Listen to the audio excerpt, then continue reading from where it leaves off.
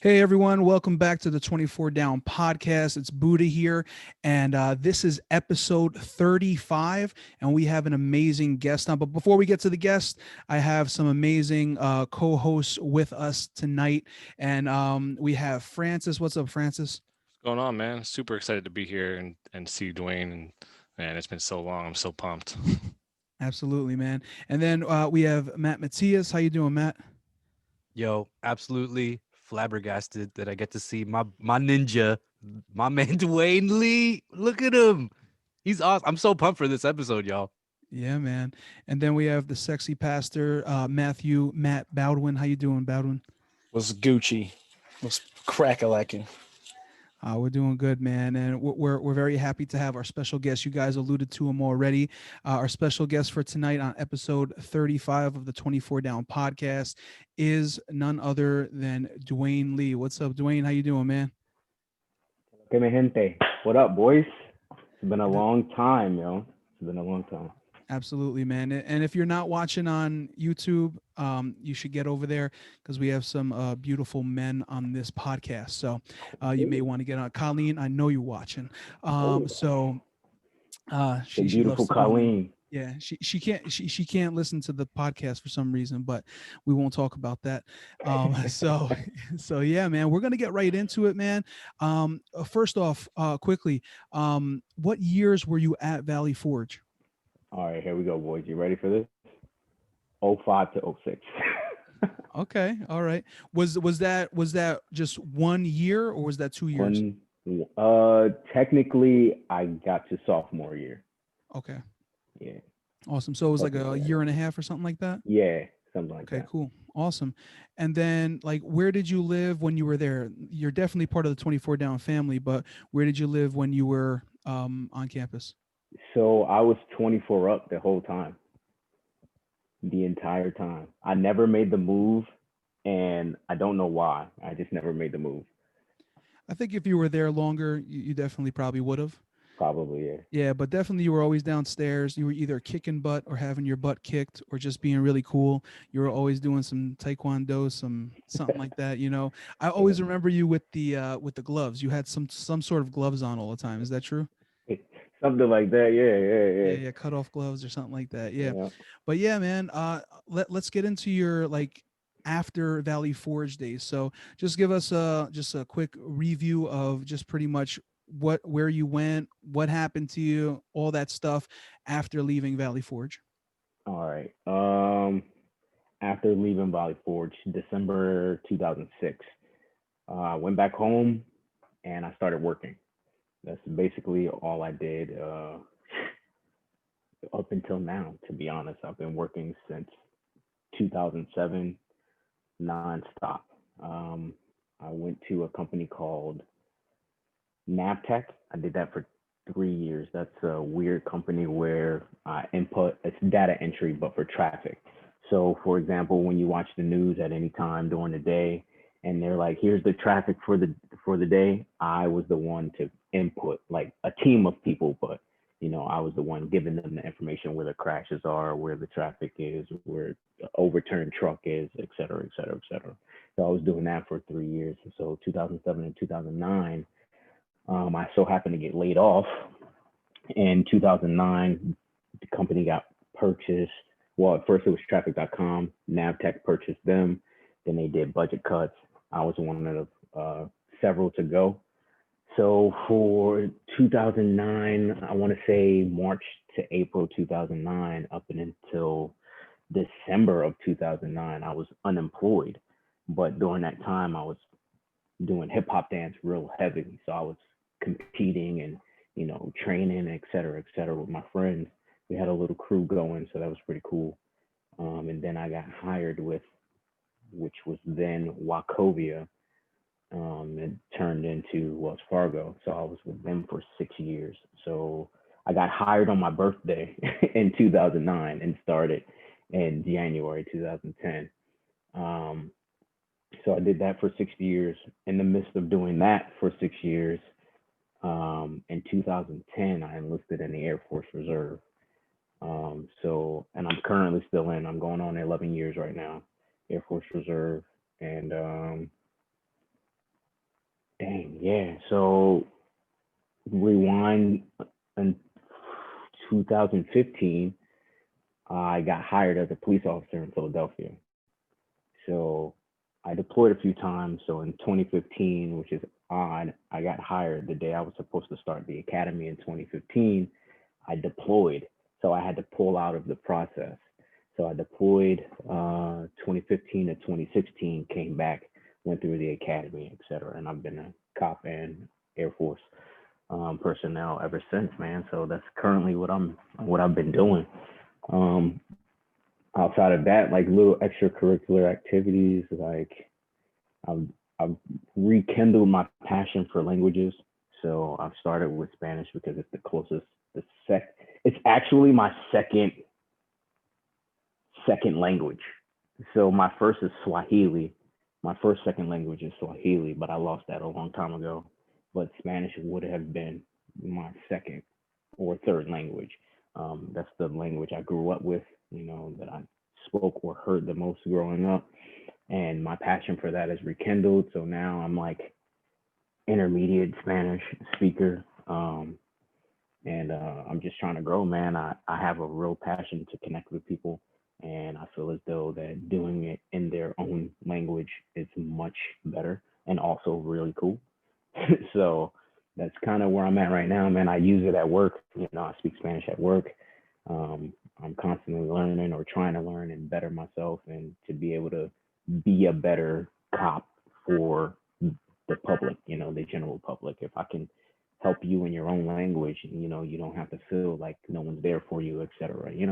But other than that, man, aside from traveling all over the world because of the military and trying to start a family eventually and just being who I am for my family, my brothers, my mother, my aunts and uncles, everybody like that, cousins, and just trying to be there for my friends, even though us here, we're friends, we've lost touch, and I take responsibility for that simply for the fact that I'm one, or I've refined myself to be one of the people that says I won't allow, oh, life gets in the way, to be an excuse to send a text message to one of my boys, you know what I mean? Or one of my homegirls or something like that.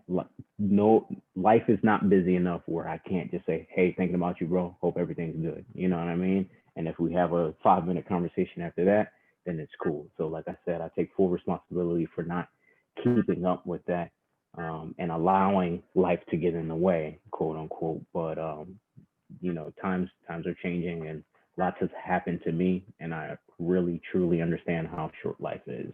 Within the past like 10 years, I understand how short life is. So it's a new beginning, boys. It's a new beginning.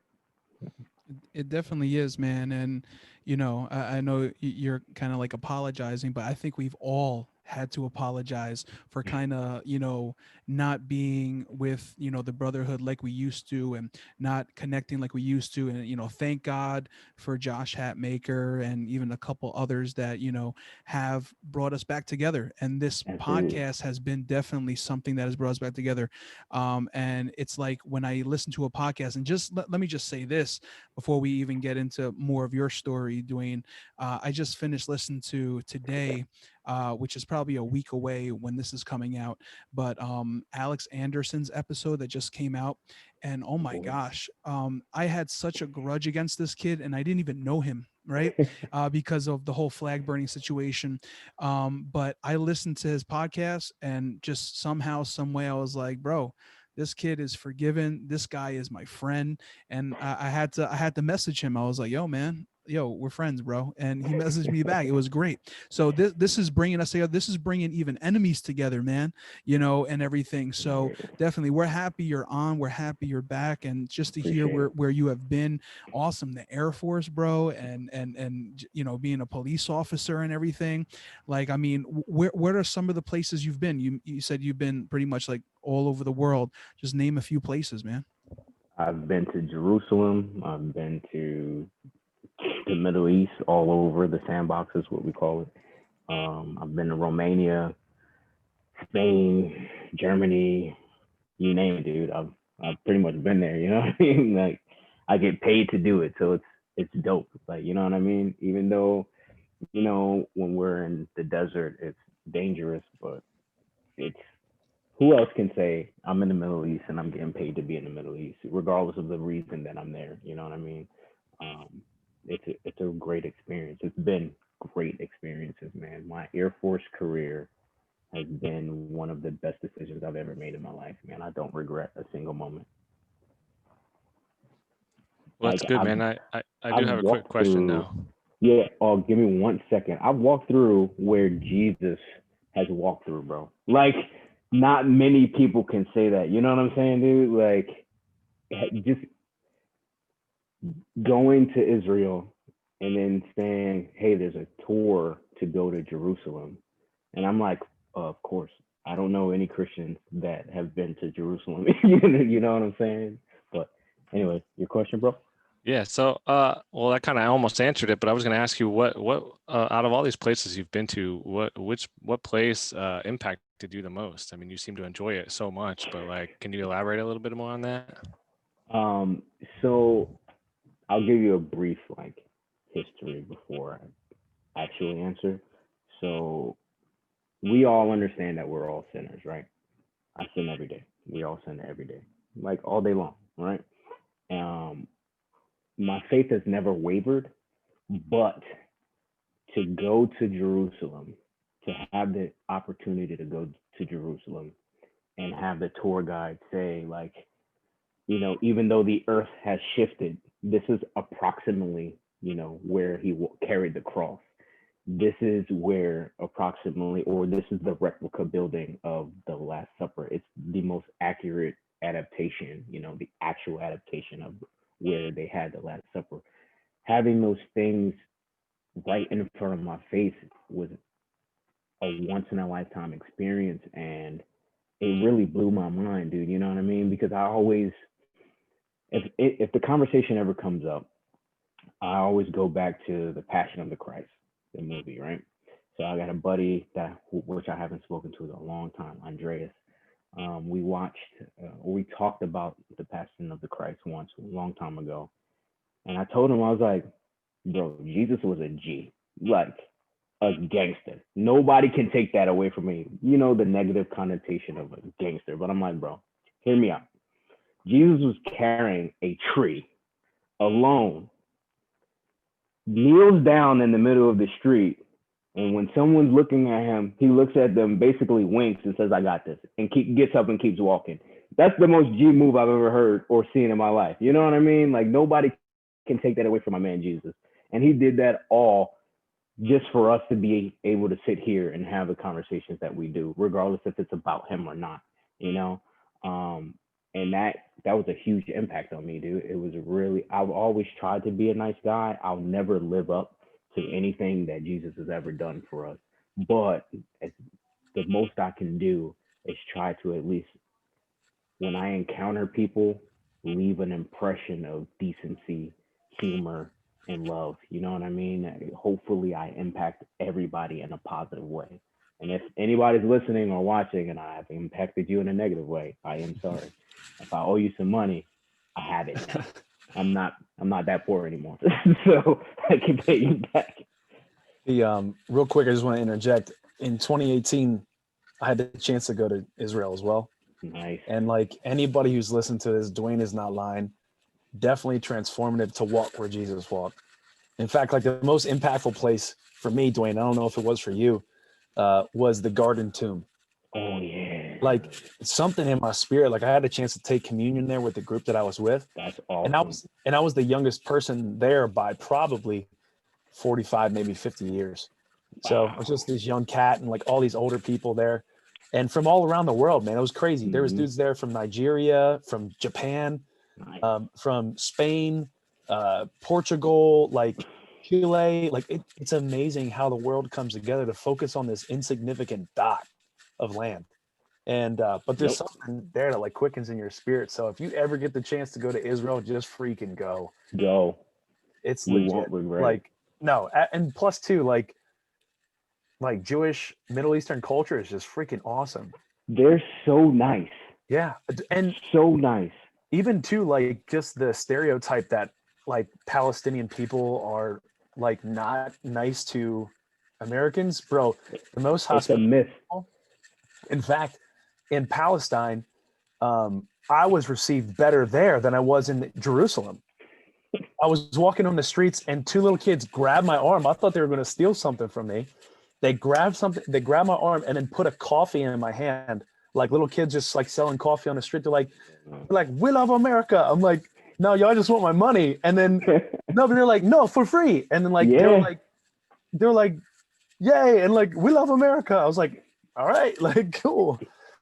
But yeah, it's just freaking amazing, man. So like again, just anybody listening, just travel anywhere and just get outside the bubble. But if you ever have the chance to go to Jerusalem, sell your soul and go. It's worth it. Yeah. Go, absolutely, man. I always say my buddies that I went with, the team that I went with, when the Israeli people saw us, they screamed, "Shalom, shalom, shalom!" It's just everywhere. So the day that we went out to explore, it had to be like school field trip day. Like every school in the entire country was everywhere, and they're all in a line with their yellow shirts or green shirts, et cetera, et cetera. And I'm like, you stand out like a sore thumb. You know what I mean? Plus, too, their teachers like, be carrying like AKs and stuff. Dude, they're like, Americans, shalom, welcome to our country. Super happy, super friendly, and not to be morbid or not morbid, but not to bring it here, but as a person of color, dude, it's very scary to be in another country because there's still so much racial tension, not just in the U.S. but everywhere, where you kind of you got to be careful of where you go. You know what I mean? Like we get security briefs on places before we go there and things like that, and it's kind of scary. But at the same time, you go there and then you get treated like that, and you're like, well, damn, like this is dope. You know what I mean? Like this is super dope. I was like, I should probably learn Hebrew now because this is super cool. But yeah, man, it was an experience of a lifetime for sure. That's awesome, man. Yeah, I definitely got to get over there, man. I got to plan something to get over there. And with all this COVID stuff, man, my wife hasn't let me go anywhere, bro. Yeah. I would be seeing probably all you guys, bro, by now, but this COVID stuff, man. But yeah, that's awesome, man. So we're going to get into the questions at this time. And so the first set of questions is actually from the founder of the 24 Down podcast, or the 24 Down Podfather, we like to call him, and that's Josh Hatmaker. So he has a couple questions here. His first one is, what jobs did you have while at Valley Forge, if any? I was a youth counselor at the YMCA. I forget what road that is, but if you walk on Charlestown Road and then make the right at the stoplight, all the way down, I was a youth counselor there. Because was that the same place that Hat worked? Actually, he met after me, probably. Yeah. He probably got there after I left, but yeah, I worked there. That was great, man. It was really great. I like kids, and kids like me for some reason. Maybe it's because I look like I'm their age or whatever it is, because I was really short in college. So no offense, Matt, but we connected. You know what I mean? I enjoy kids. I had a lot of energy. I could run around with them, et cetera, et cetera. But that was the only job that I had while I was at Valley Forge. Like I said, I didn't come from money, so I had to pay my tuition or the remaining balance of my tuition somehow. So that's where I worked. Cool, man. And just I want to take a poll here. How many of you guys just raise your hand if you have ever scanned and scrammed? Raise your hand. All right, so that's a thumbs up, man. Everyone has scanned and scrammed. So I'm the only one, man. I'm the minority. I've never scanned and scrammed. I guess I was a goody two shoes and stuff like that, but I never did. But so I wanted to ask, weren't you a chapel usher too at one point? I was not a chapel usher. Okay. Once I became ARA, I was like, you know what? I don't want to have any leadership in this freaking college. That's what I said to myself. I just want to have fun. I want to look out for my friends, and that's about it. Yeah, Badwin and I were like tag team partners for that scan and scram thing. Yeah. Not to mention, like when I was ARA, that's the year I got kicked out of school. So there's that. Oh man. Yo, I scanned and scrammed for other people. Like I had my own thing and I scanned for them too. I had like 3 or 4 cards, bro. That's crazy. It didn't work. man. It didn't work. New card. It didn't work.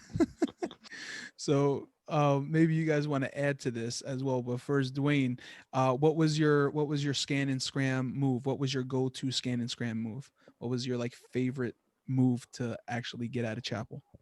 All right. So I know this is gonna come up later, so it kind of like ruins it a little bit, but I'll explain it more in depth later. So I would go in and scan, turn around, cool as a fan, dude. And if anybody asked me when I turned the back around, I had my hand on my stomach and I had the face like I got a little bad, you know. And they were like, "All right," and I never came back. that was my move, dude. You can't stop me from going to poop. You know what I mean? You know, I never thought about I maybe have thought about it, but I never thought of a strategy of doing it. Like I'm the kind of guy where I just feel guilty. I can't even lie to my wife. I can't lie to anyone. I just because I feel so guilty inside. It's just I don't know. It's just that conviction that's so strong with stuff like that. But what about you guys? What was your favorite go-to scan and scram move? How many you want? Give me one for now. So when I had like the multiples, I would like, there was like 3 different stations, and I would do one, I'll go to the other station, do another one, do the other station in like a semicircle. And then I would go in and sit in the back row and wait maybe like 5 minutes. And then go to the bathroom and peace out. Easy peasy. So, me and Francis and Gene, man, we had all kinds of schemes. The one that like resonates most in my head was before they redid the bathrooms, right? They had these small, like narrow windows. They were like long, and we would just go in the bathroom and bounce, like just hop out the window. Yeah. So yeah.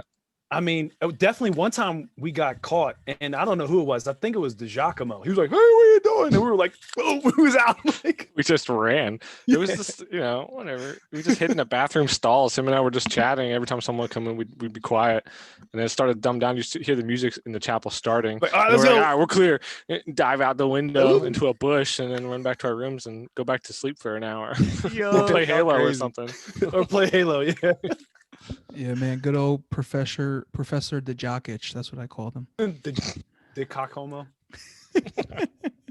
Bro, the more and more I listen to our podcast, the more and more I see that we've had just so many different experiences at Valley Forge. Like none of us has had the same experience. It's been just so many different experiences. For me, like sometimes when I would hear that someone had a bad experience at Valley Forge, like I would be like, yeah, how could they have a bad experience? Because I just had a great experience. I just loved it. I loved everything. Like Don Meyer was on my office wall at my first like pastoral job. He was like Jesus looking over me. But the more and more I hear about him, I just want to rip his head off. You know what I mean? And it's just it's crazy. But like, people are not like, putting down my experience there or canceling my experience was my experience, but so many people had other experiences. And we really see that in the leadership positions, man, like they weren't doing it right. And I'm happy that our Christian culture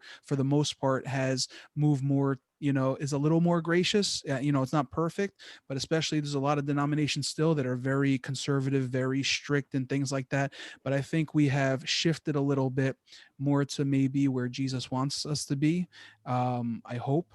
And I don't know where Valley Forge is, but I hope they're also a little bit more where Jesus wants them to be. But Thank you, Pastor Buddha.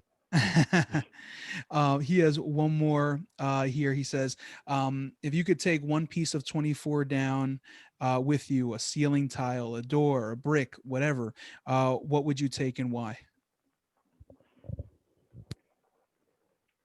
All right, so I really want to say the cornerstone, but that would crumble 24 down, and that's not what I want. So I would take a piece that it's necessary, but it doesn't have to be there. And that's a analogy for myself, right? So I would take a piece of myself from 24 down or 24 as a whole. So anytime I come back, now it's whole again. You know what I mean? that's kind of so I would take a brick. It's deep, bro. Serious deep. Listen, man, that year and a half of my life, I've had very mixed experiences in Valley Forge, but the majority of them are great. You know what I mean? And it involves every last one of you guys too. You know what I mean? So it's I would, regardless of the time that I spent there or how much that I didn't like the school at all, I was there for the people. I wasn't there for the education. That's why I left, because I'm like, I'm wasting money, so I'm gonna leave now. But I was there for you guys. You know, you guys made college. You know, and again, even though it's been a long time, the memories I have still shape some of the decisions that I make today. You know what I mean? So Seriously, that's pretty awesome. Second question here. I spoke with you earlier about this question, so hopefully you had some time to think about it. It's Carlos's reoccurring question. If you could develop a Valley Forge / 24 Down escape room, what would be the puzzles that you would implement to get out of the room? all right. So first, to get in the room would be a puzzle. So to get in the room, it would be ditching chapel. So to get in the room, you would have to come up or choose the best excuse to get out of chapel, right? That's to enter the room. Now, so I would probably have like, oh man, let's say like 4 to 6 puzzles, but they would all involve something with us, right? So I was listening to you guys' podcasts before. Once I realized that, you know, you guys had the podcast up, so I'm like, okay, one of my tasks would be to out snipe Bustin' Janks in Halo. Okay, that's a must. Um, out. What was it called? The second challenge would be. So in Halo, you remember where the little spots were where you could get outside of the map? Super bounce. Super bounce. Thank you. So you would have to out super bounce the English twins because these dudes Yo, mastered the super bounce, bro. Mastered it. And I'm like, what? I couldn't do it. I just couldn't do it. And there were trying to always show most me. of the obscure trail of things to do, right? Like you got to crouch, walk into a corner, hold it for 17 and a half seconds, Exactly. flip your controller around 360, hop on this crack. If you get a small bounce, that means you can get a bigger bounce when you step on that second tile to the right. And that will launch you all the way up to the top of Zanzibar. Exactly, dude. So you'd have to do that. Then when you're walking down the hallway, you would have, I'm going to save that one for later. I got another one though. So you would either have to beat Matt in Tekken or spar him for 10 minutes. nice. I'll take Tekken. Right? And then you had to make Buddha laugh. Final piece of the puzzle. And That's get naked. I love it. I love it. He'll do that by himself. I don't know if you have. Yeah, That you don't should really be need a to puzzle. do. It shouldn't be too hard to do that. I just got to say that was the best one out of everyone, I think, Yeah, so for far. real. You know what I Yeah. mean? And I think it's because Thank you had some time to actually think about it. So Yeah. that's awesome, man. Yeah, Hat always says like I'm gonna start telling these people ahead of time, and we always forget. But this time I actually remembered. I was like, let's see what he has. I appreciate that, dude. I appreciate that. When you text me, I was in the gym. I was like, oh man, I don't know what the hell I'm gonna say. But, yeah. So Matthias, you have Oh, the okay. next set. I don't know if you had another one. Sorry. No, you're good. Yeah. So this next question comes from the other English twin, Mr. Eugene, and that handsome devil. Yugi. Yugi says, "Who were your roommates? I remember being close to a couple of them. Are you still friends with them?" Okay, so my first roommate was my best friend Ivan de Jesus. We Dang. entered college together. He left before I did, but that was my first roommate. My second roommate, I believe, was Tom Rizzo. I believe it was Tom Rizzo. And I think that lasted about 2 weeks, and then he went downstairs. So that was that. My next roommate and I believe last roommate was Frankie Fusco. Really good Wow. guy, jet black hair. He was from not Buffalo because Tom Rizzo's from Buffalo, but he was from New York. Um, but really good guy. And I haven't talked to him in a while, but every now and then I'll reach out to him. Every now and then I will. Bro, it's crazy. I remember your roommates. Like just those names rang a bell like crazy. Ivan De Jesus. Dang, bro, that's a blast from the past. Man. Yeah, Gene actually told me those questions, and he's like, I'm asking these because I remember that guy Ivan, which now we forgot his name, but we had him over at our house with our mom, and he like we like Yeah, a bro. couple times, both of you guys over at the house to hang out and stuff. We Yep. always brought people over. We don't know why, but we remember him very distinctly, but we forgot his name and everything. So he was like, Yeah. just get it out of him, get the name of his roommates so we can remember. Yep. But yo, how did that go down with Tom? It was like, yo, man, you're cool, but I'm going downstairs. And then you had your own room for a semester or something. What happened? Uh, no, it actually happened like Frankie had come in like right after that. So exactly how you said it is basically what Tom said. He's like, "You're cool, but I'm going downstairs." And I was like, "Yeah, my boys are down there." So I Yeah. was like, "Cool, go downstairs." You know what I mean? But that yeah, it wasn't no bad blood at all, man. But he just had a lot more people to vibe with than with me. I was almost never in the room. You know what I mean? So it was like, all right, if I'm not there, he's Yeah, always downstairs anyway. yeah, you were downstairs most of the time too. Always If anything. downstairs, bro. Always downstairs, man. That's crazy, man. If not downstairs, I was with Alex and Phil and Hmm. Jason over in their dorm. I was between the two dorms, so yeah, that was it, By the man. way, this is kind of breaking the rules a little bit, but Alex said, when was the last time you watched what is it? Big Trouble in Big Little Trouble in China? Little China. Come on, bro. I already know, bro. You already knew. I already know. He said he literally just texted this to me, so I'm like breaking up the flow, but like he said, let Dwayne know that he's welcome to come over and watch that anytime. Dude, let me know when you're free. I'm normally off on the weekend. I'm down.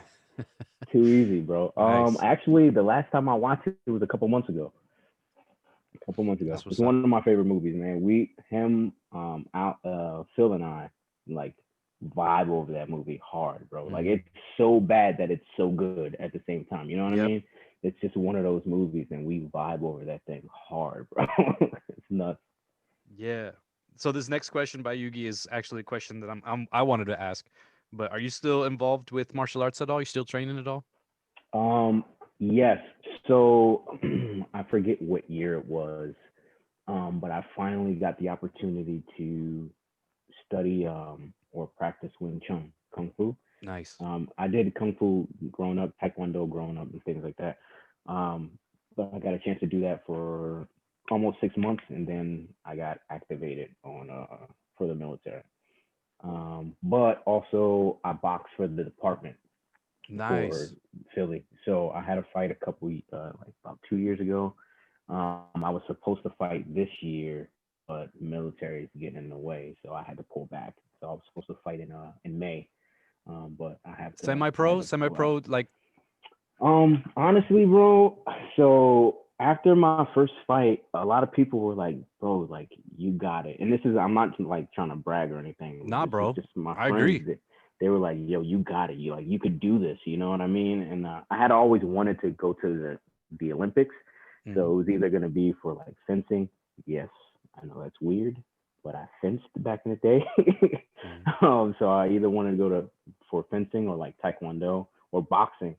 And I was like, man, that would be dope if I could, qualify for the team and, go to the Olympics. But honestly, I don't know. I don't know if I will. We're all almost, yeah, we're all like the same age. So it's like really late for me to try to start a career, even to be an Olympian. You know what I mean? That's 4 years of training of getting my butt handed to me over and over again until I perfect my craft. But I would still love to train, dude. Like I want to get into BJJ because I Yes. I need it. It makes me a more complete person. You know what I Yes. mean? Like People have tried to tackle me, shoot and take down, and I'm like, nope, shut up, like get out of my face with that. But at the same time, if I ever trip up and get caught slipping, it's a great tool to have under my belt. Even if I can't apply, I know how to stop it. That's my thing. I like to counter. That's the kind of fighter I am. I'm a counter fighter. Hey, If I can counter whatever you do, then that'd be a benefit. So yeah, Dwayne, I'm looking into it. just to interject there, when you said fencing, it clicked something in my mind. The only other person that I knew who fenced at Valley Forge was Josh Lee, Sung Dae. Yeah. So, do I remember you guys fencing or practicing fencing in 24 down? Yeah, dude. Now I'm thinking, I'm like, I Yeah, had this dude. weird, odd memory Wow, of you that's guys fencing actually in the hall. I've never thought of that until just now, but I think I can picture that happening. It was So- it was fencing, but it was also fisting, I think, right? Oh, yo. Pause the Yes. podcast. Just playing. Just a joke. We know this. Don't cancel me. Don't cancel me, Yonkers. Yo. That done. Yeah, I just remember like when you said fencing, I was like, snap, why do I have this weird, I don't know, like memory of that happening, like right by the washers? I think okay, so we did a few things about a washer. I'm gonna save the washer thing for later. Why did that sound like it was going somewhere? It sounds weird, but we did some things about a washer. So I think that did happen at least one time. Josh Lee was a really good dude. I actually wanted to hang out and get to know Josh more than I did, but he was in another dorm. So Buongiorno. He was like, over there with me. yeah, That's where I lived the first semester. Yep. And he was like super focused on school, like you should be in college. He was a hermit. Yeah, he was super focused on school, so he was never like really around to hang out. But yeah, man, Josh Lee's a really good dude. From the time that I did get to know him, I love Josh, man. Totally, man. A really wholesome, solid dude. Most solid dude you could ever find. Seriously. For sure. But like, so I'm glad that you asked this question because like I wanted to expound on it a little bit myself because when we were in college, dude, we fought all the time. Like literally, probably like at least once a week. Yeah. We were in the hallway. Just one time, dude. I remember we fought for a half an hour straight, and we were like, Yeah. bro, we've been fighting for half an hour. We should probably Tired. We were exhausted, bro. Dude. We were throwing like the slowest haymakers, No. and it didn't connect. Yep. And we was like, should we stop now? We were like, all right, And probably. then another time, do you remember this when we went into the front area, me, you, and Samsung, and we Me, did you, like and Sam, a yep. To train, yep. like a to train, melee. yep. We were just, and both of y'all like need me in the head at the same time. Nah, it was awesome. I remember coming back. It was like usually I think it was usually in the afternoon. I don't know when you guys usually did it. Maybe it'll be at night sometimes. But I remember coming back from class and like just walking into you guys fighting. And then I would just stay there for about, 10, 15 minutes just watching you guys be like, oh, this is great. Yep. It was so all right. So the fighting of 24 down or the fight club of 24 down. Yeah. Dude, it was like it sounds cheesy, but it was exhilarating, bro. I loved it. Yes. Because I love fighting, like the competition aspect. I'm not a violent person, but I love fighting, right? And it would be a big crowd. Big Rick was there. One time, it was me and D-Rob. We were going at it. It was just body shots only, right? Me and D-Rob. And D-Rob had this crazy, like, feint move. And I was like, I hate this move because I know what's coming, but he always caught me with it. So Big Rick came out of the room and he's watching. And he's like, hey, you should probably stop, you're getting beat up. And I'm like, bro, I'm blocking everything he's doing. Like, I was so pissed, dude. I'm like, you have no idea what you're talking about. I know what's happening. I'm blocking. I'm good. And then I was like, he kept going, dude. And I was like, so if you want me to show you something, come down. He was like, I don't want to hurt you. I was like, come hurt me. Bring it. Like that's the kind of dude I was. I didn't care about your size. I don't care about how strong you are. For me, it's about skill. I'm like, listen, bro, you might be strong and tall and bigger than me, but I got some skills, bro. So come, let me put a hurting on you real quick, and you'll see what I'm talking about. But that was like a funny moment because in the moment I'm like, bro, you really don't know what you're talking about. Mm-hmm. But to expand on that, one time, what was his name? think it's Matt Wolf. Yeah. Is that accurate? Matt Wolf. So he gets in the gauntlet with me, and I'm like, all right. He's throwing jabs, strong jab, by the way. I remember this. Strong jab. Remember this. And then He had that like old timey English, like, Dude, like, yeah. Yeah, remember that? But his jab, bro, was so strong, dude. Yeah, dude. He was strong. I do He was remember strong, that. right? Old timey fight. Yeah. Yep. So he was hitting this jab, and I'm watching, and I'm like, okay. So I like copy things, right? So I was like, okay. So I took D-Rob's feint, and I hit him with the feint, body shot, put him down. And I was so hurt, dude, because he was red, and he was like, oh, grunting in pain. I was like, I didn't hit him that hard, dude. I was like, oh my God, I killed him. Like, he's going to die. And then he got back up and was like, oh, I'm good. I could take a punch. And I was like, yeah, dude, you can take a punch. Great. I'm not going to do this with you anymore. But yeah, I think we stopped it after that. We didn't let him go on anymore. I think he shared that in his podcast. I don't know. I could be wrong, but yeah, man, I could definitely. I'm reliving that. Whether I was there or not, you can see it. We could see it. When you're it scared me, dude. It scared me. But everybody was such a good sport. You know what I mean? Mm-hmm. Like that was one thing that that everybody has said about 24 Down. Like the community that we built was so loving, dude. Even if we had our little arguments, right, or our spats between each other, it never lasted longer than like 2 days. Like that's pushing it. You know what I mean? Like it never lasted that long. And that's another thing that I love about 24. Like it's so great. Yeah, and that's what I was gonna say is like, even though you and I would fight like on the regular, like it was something that we did for fun. It was no bad blood whatsoever. We just were testing our skills. It's crazy you mentioned the D-Rob feint, the body shot, because I used that on Mike Duffy one time. I laid him out. I remember that move, dude. And I completely forgot that I added that to my arsenal, and I used it on Duffy, and that thing is crazy. Like D-Rob, bro. It works like a charm, bro. Yeah. He must have picked that up from like a pro boxer or something like that, because that thing is amazing. But like, yeah, man, that's great. And so I'm training jujitsu. I'm a blue belt now, and I cannot recommend it enough. It is the master race of all martial arts, like hands down. Like, because I went there and got my butt handed to me, and like I'm not no Dwayne Lee. Like you got your skills, bro. Let's just admit that. But like, jujitsu is a whole nother dimension. And I encourage it, dude. Like 100%, go for it. I want to, man. I definitely am.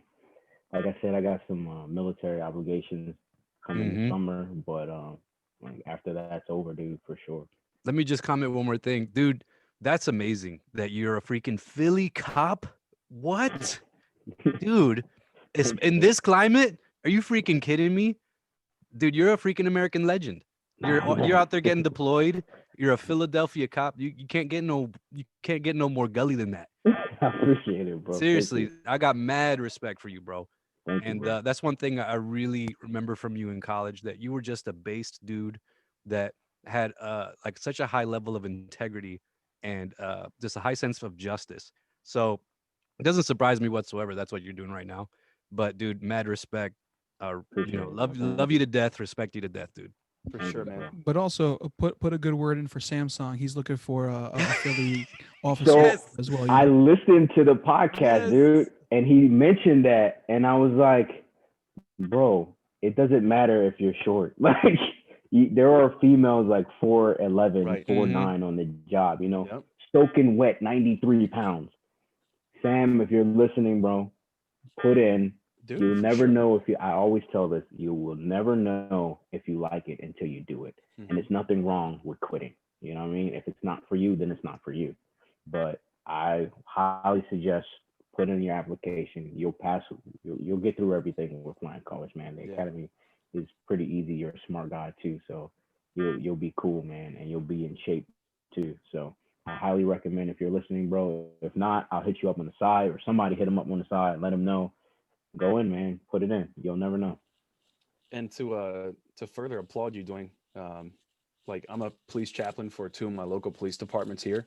So I've been doing that for about 6 years now, and just seeing the intricacies of working with our both of our PDs, and the stuff you guys go through on a daily basis, man. Shout out to you for walking Appreciate through, it, bro. like Matthias kind of hinted at, like literally one of the most treacherous times to be an officer. Literally. So you were living it, bro. Like real deal, especially as a black cop.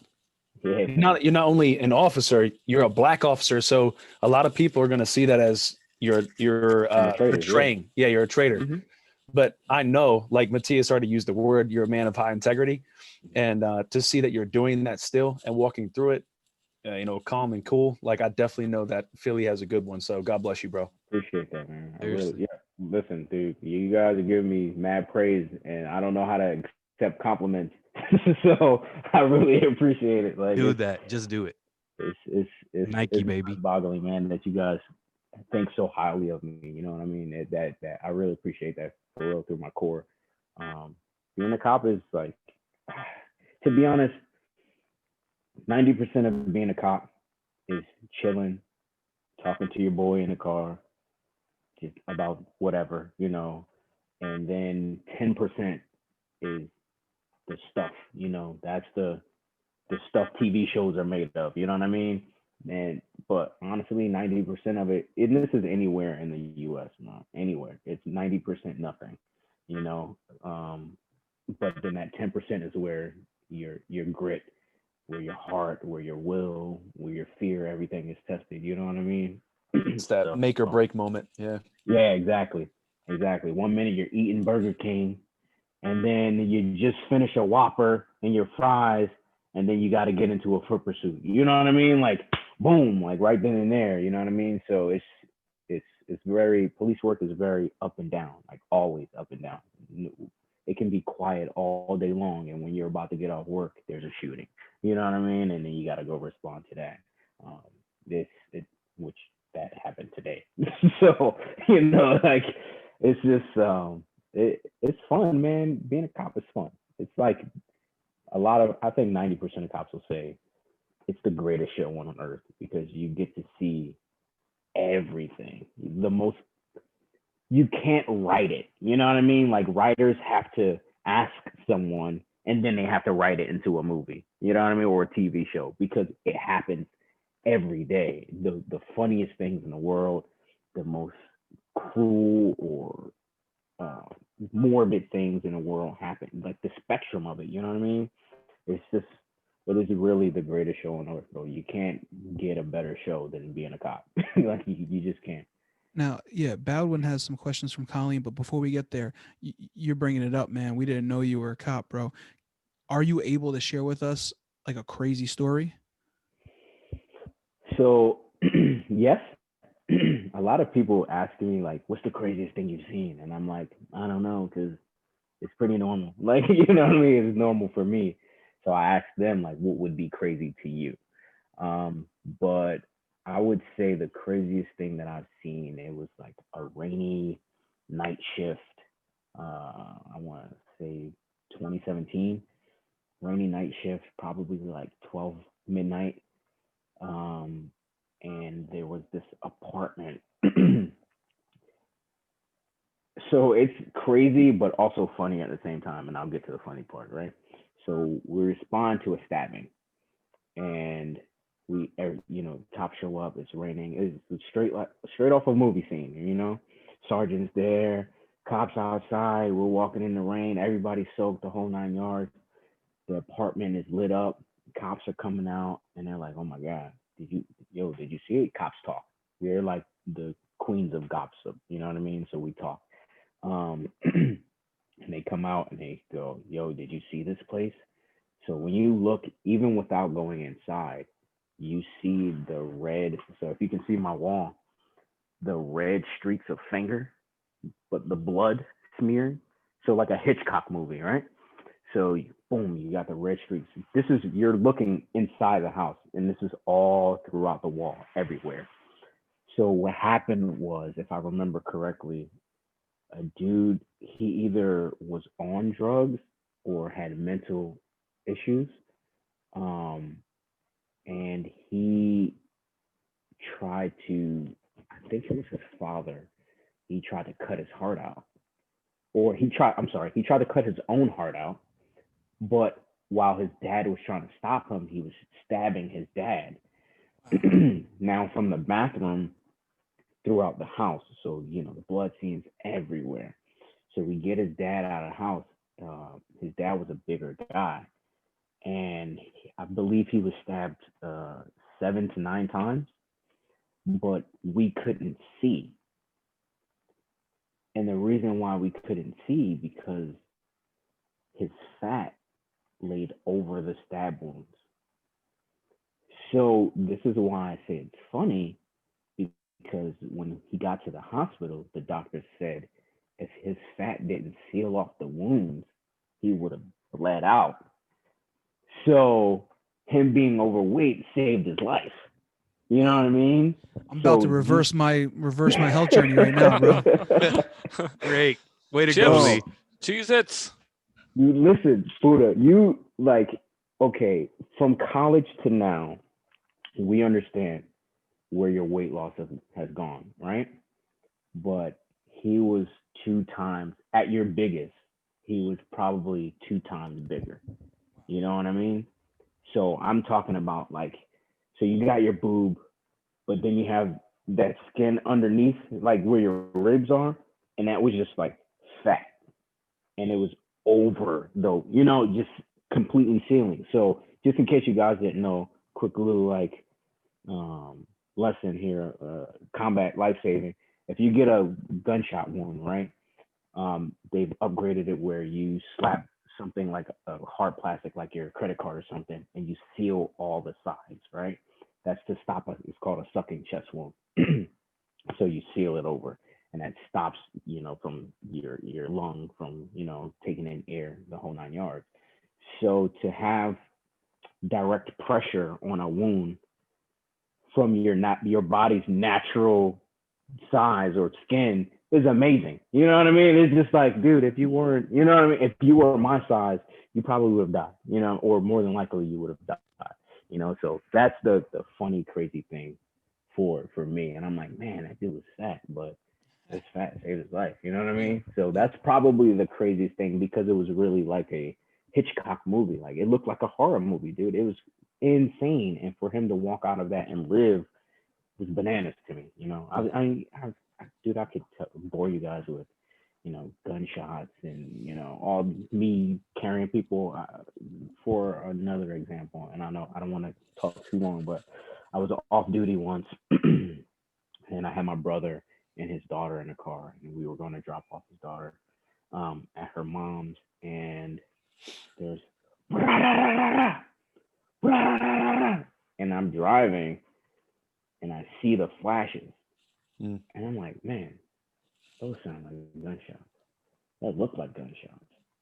And my brother was like, those are gunshots. All right, stay here. Get out of the car, or we pull up. I see this had to be like 11:30 at night. So I see the shooters coming down on bikes, and they take off. I pull up. I tell them to, go in the house, and then I hear, oh, this was a real shooting. So I'm on the phone with 911. It's the off-duty officer. I'm at this location. I'm running up the block. No cops were showing up. So finally, dispatch gives it the call. Our highway patrol car pulls up, and I'm like, while I'm running up the block, I'm like, up this way. They take off, and they're like, oh crap! They come over radio. This is a founded shooting. Founded meaning it's actual. It's an actual shooting. And you got bodies on the ground, 100 people outside. Another cop car pulls up. I help them put the body in the car. They take off to the hospital.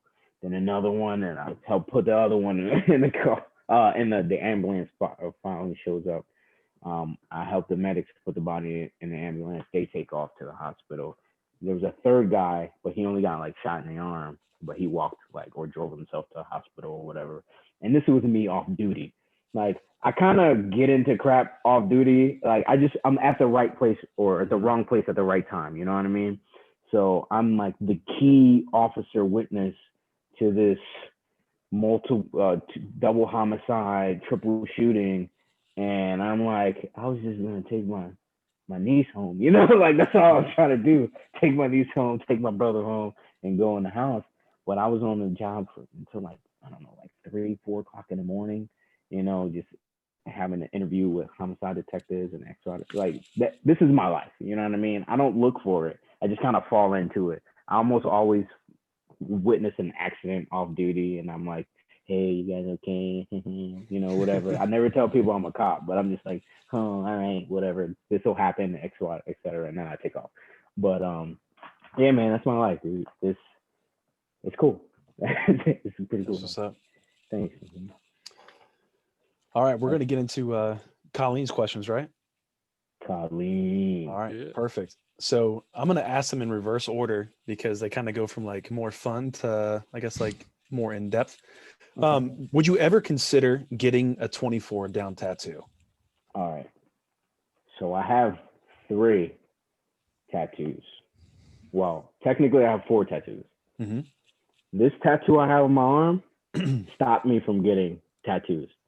So if it hurt, this thing ruined my life for 7 hours, bro. Like 7 hours, I sat there, like took it like a champ, and I was like, "Yep, I'm done." But if I weren't done, I would get a 24 tattoo for sure. Got you. Cool. Simple question. All right, if you could have changed one rule at VFCC, what would have it been? What was it? It was I'm not gonna go there. Do it. But Do it. Many people have. Don't be afraid. so the whole like not having females in your dorm or whatever is ridiculous. But that didn't bother me so much. I understood because we were a Christian college, etc. But for me, it was more so about having to wear a collared shirt Yeah. and like slacks to class. And the reason, so 2 reasons why that bothered me so much. One, it doesn't make you a professional just because you're wearing professional clothes. It's not the clothes that make the man or woman. It's the person. You know what I mean? That makes that person professional. But the other thing, Matt, I don't know if you remember this, but you were going to class one day, and I think it was the dean of the college. You had walked past him, and you didn't have a collared shirt on or anything. You're talking about me, right? No, Matthias. Or Matthias? Okay, I was may like, have happened to you too. Oh snap!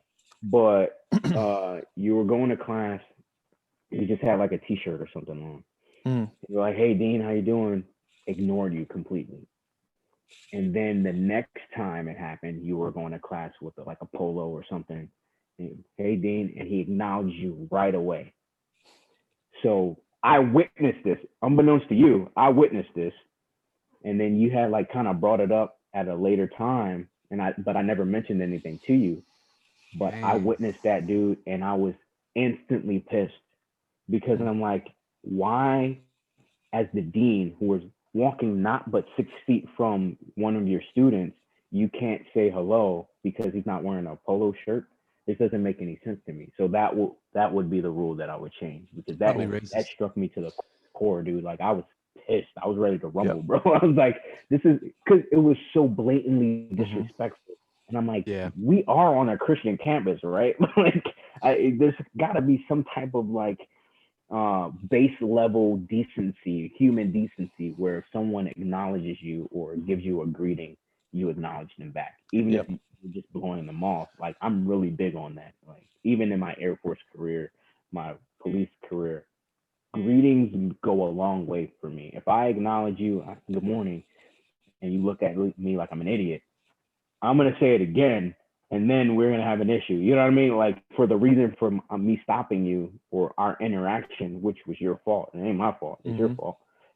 But if I tell you good morning, I expect it's just decency for me. It's just common decency, common courtesy, common manners. If you render a greeting, you're supposed to get one back. And as the dean of the university, well now university, how dare you not acknowledge one of your students because of their appearance or the way that they're dressed at that present time. So that's unfortunately that type of behavior was like typical of a lot of the cabinet. Mm-hmm. And there was an elite group of people on campus, students wise. Oh yeah. That they were the pets of the cabinet, and that was known. Like you knew who they were. Mm-hmm. A lot of them were in SGA, right? They were in student government, and they were in those higher level positions, and for whatever reason, those were the pets, and that's fine, neither here nor there. But guys, correct me if I'm wrong. I think that my third year in, which would have been 2008, that collared shirt rule changed. Oh, nice. And I know it went now away. it's like really relaxed there. Like you can wear shorts, you can wear t-shirts with Well, things. you weren't can allowed have to. You tattoos. weren't allowed to wear even logos like on your shirts or anything. Dude, we couldn't have long hair. Remember you couldn't that? have long hair. You couldn't have earrings in. Yeah. You had to be dressed with a polo. Like I couldn't even give a presentation. So we had a group presentation in one class, and I had to borrow somebody's shirt after they finished class because I was like, I don't have enough time to run to my room and come back. So I was like, dude, give me your shirt. And he's like, what? Just if you ask me. And I'm like, we're boys, bro. Just give me your shirt. Like, you know what I mean? Yep. I got to do a presentation. Can I have your shirt, please? All right, cool. We switched shirts, and we did. Can I ask something real quick? So I remember you having really long hair too, Dwayne. Like I remember you afroed it out, and I remember you had it cornrowed. Did they ever give you problems for that? Nah, nobody said anything to me. And I kind of like equate that to, I guess, them being afraid of the backlash. If I was the type of person that I am now, which I wasn't, like I was kind of a pushover. Like not kind of, I was a pushover. There's a lot of things that have happened to me prior and before who I am today that I've let just go unchecked. But if someone were now, if I still had my hair and they were like, yo, you gotta, and I would be like, are you serious right now? You know what I mean? Like it would be a huge ordeal. But back then I didn't have any problems. Everybody actually loved the fact that I could do so much with my hair. You know what I mean? So I was like going into the bathroom when we had like RA meetings and I'm changing it. And they're like, dude, what the heck? People love that. So yeah. Cool. Well, I think we all agree on that rule change, and I'm glad it has changed for students. And I think that was kind of like one of my things. Like I was a big like missional guy. Like I wanted to make sure that whoever else was coming behind me was having a better road than I did. Yeah, for sure. Because man, dude, I went through the ringer with the cabinet, like trying to make rule changes and stuff, and I was adamant. I didn't give a crap what they said to me. Yeah. Like I was in their offices probably every other week. So I'm glad that the school has changed for sure. It's definitely much more relaxed. And plus too, the expense, right? It was expensive to have a collared shirt every other day. Yeah. Dude, you didn't want to wear the same collared shirt that you wore the day before. So you were constantly doing a wash. Oh, I wore the same really shirt annoying. very often. Well, that's the thing is like, it's like you had to have a lot of money to do that. Absolutely. Let's be honest. Like that's the truth. And none of us came from like money. I mean, except for like Justin Caudle. So Facts. So either way, I think we all agree on that change for sure. Colin's got two more questions and they go a little more in depth. This one is a fun one, but definitely we want to hear the elaboration on it. What was the craziest thing you did at Valley Forge? All right. So I forget whose podcast it was that I was listening to. Buddha, it might have been yours, or Francis, it might have been yours, where you guys were knocking on old boy's door and kind of like running away.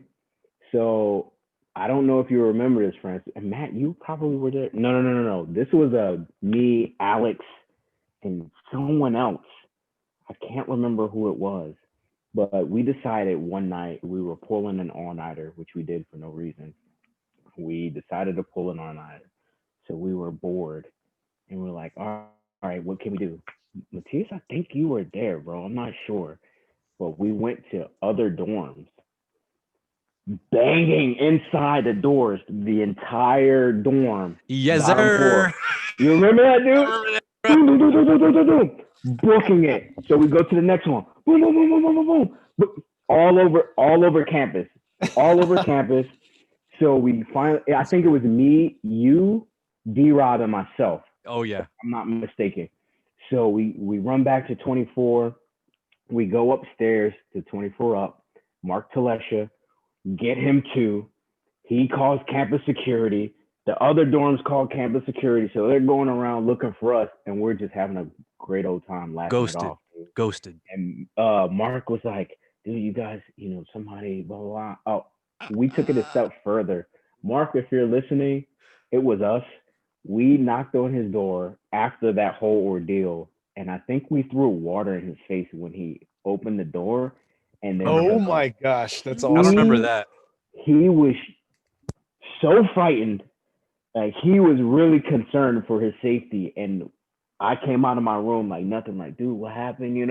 But I know everything. And I'm like, dude, I'm sorry. We had to have that like laugh at your expense, dude. But that's the craziest thing. Yo, the combination of that night. I remember doing that, and I remember getting Talesha twice. I remember, Yeah. like, we did it to him, and then he was like, "What? What?" And then we waited probably like 5 minutes, and we did it again.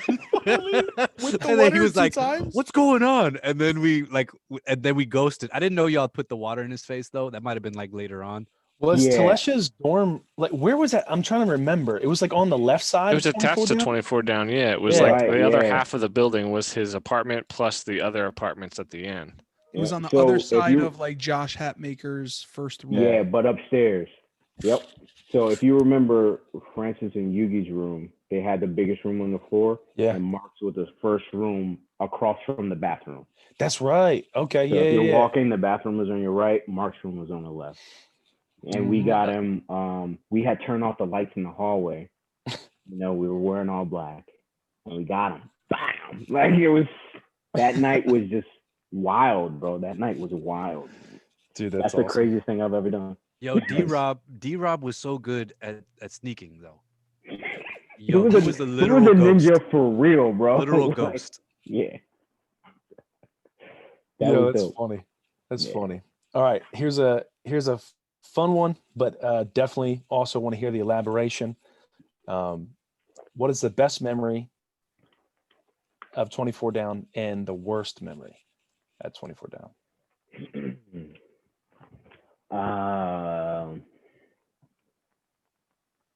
Okay. So let's start with the worst memory. The worst memory that I have of 24. Oh, okay. I kind of have like two, to be honest. Sure. The first one kind of blew over. I forget his name, but he's another Korean dude. He had Korea tattooed around on his belly. You guys Is remember that him? Do Young? Do Young. Do Young. Yeah. Do Young Pink. So Do Young, Aunt Martin. Y'all remember him? Big They were Ant? roommates. Yo. Big Ant.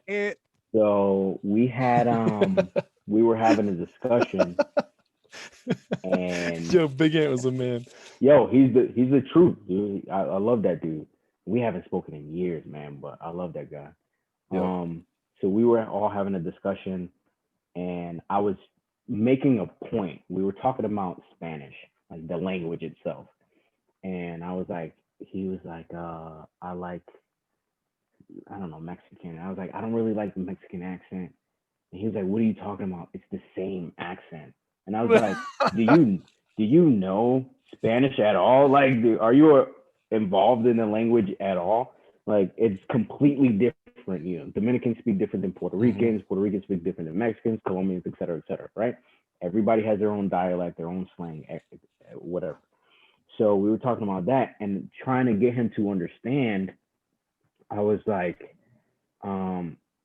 think about like Chinese, when you have Mandarin, standard Mandarin, but then you have Shanghainese, Chinese from Shanghai, Fu Chinese, from Fushao. So you have all these different dialects, which makes the accent different. And he was like, don't even talk to me about Asian languages.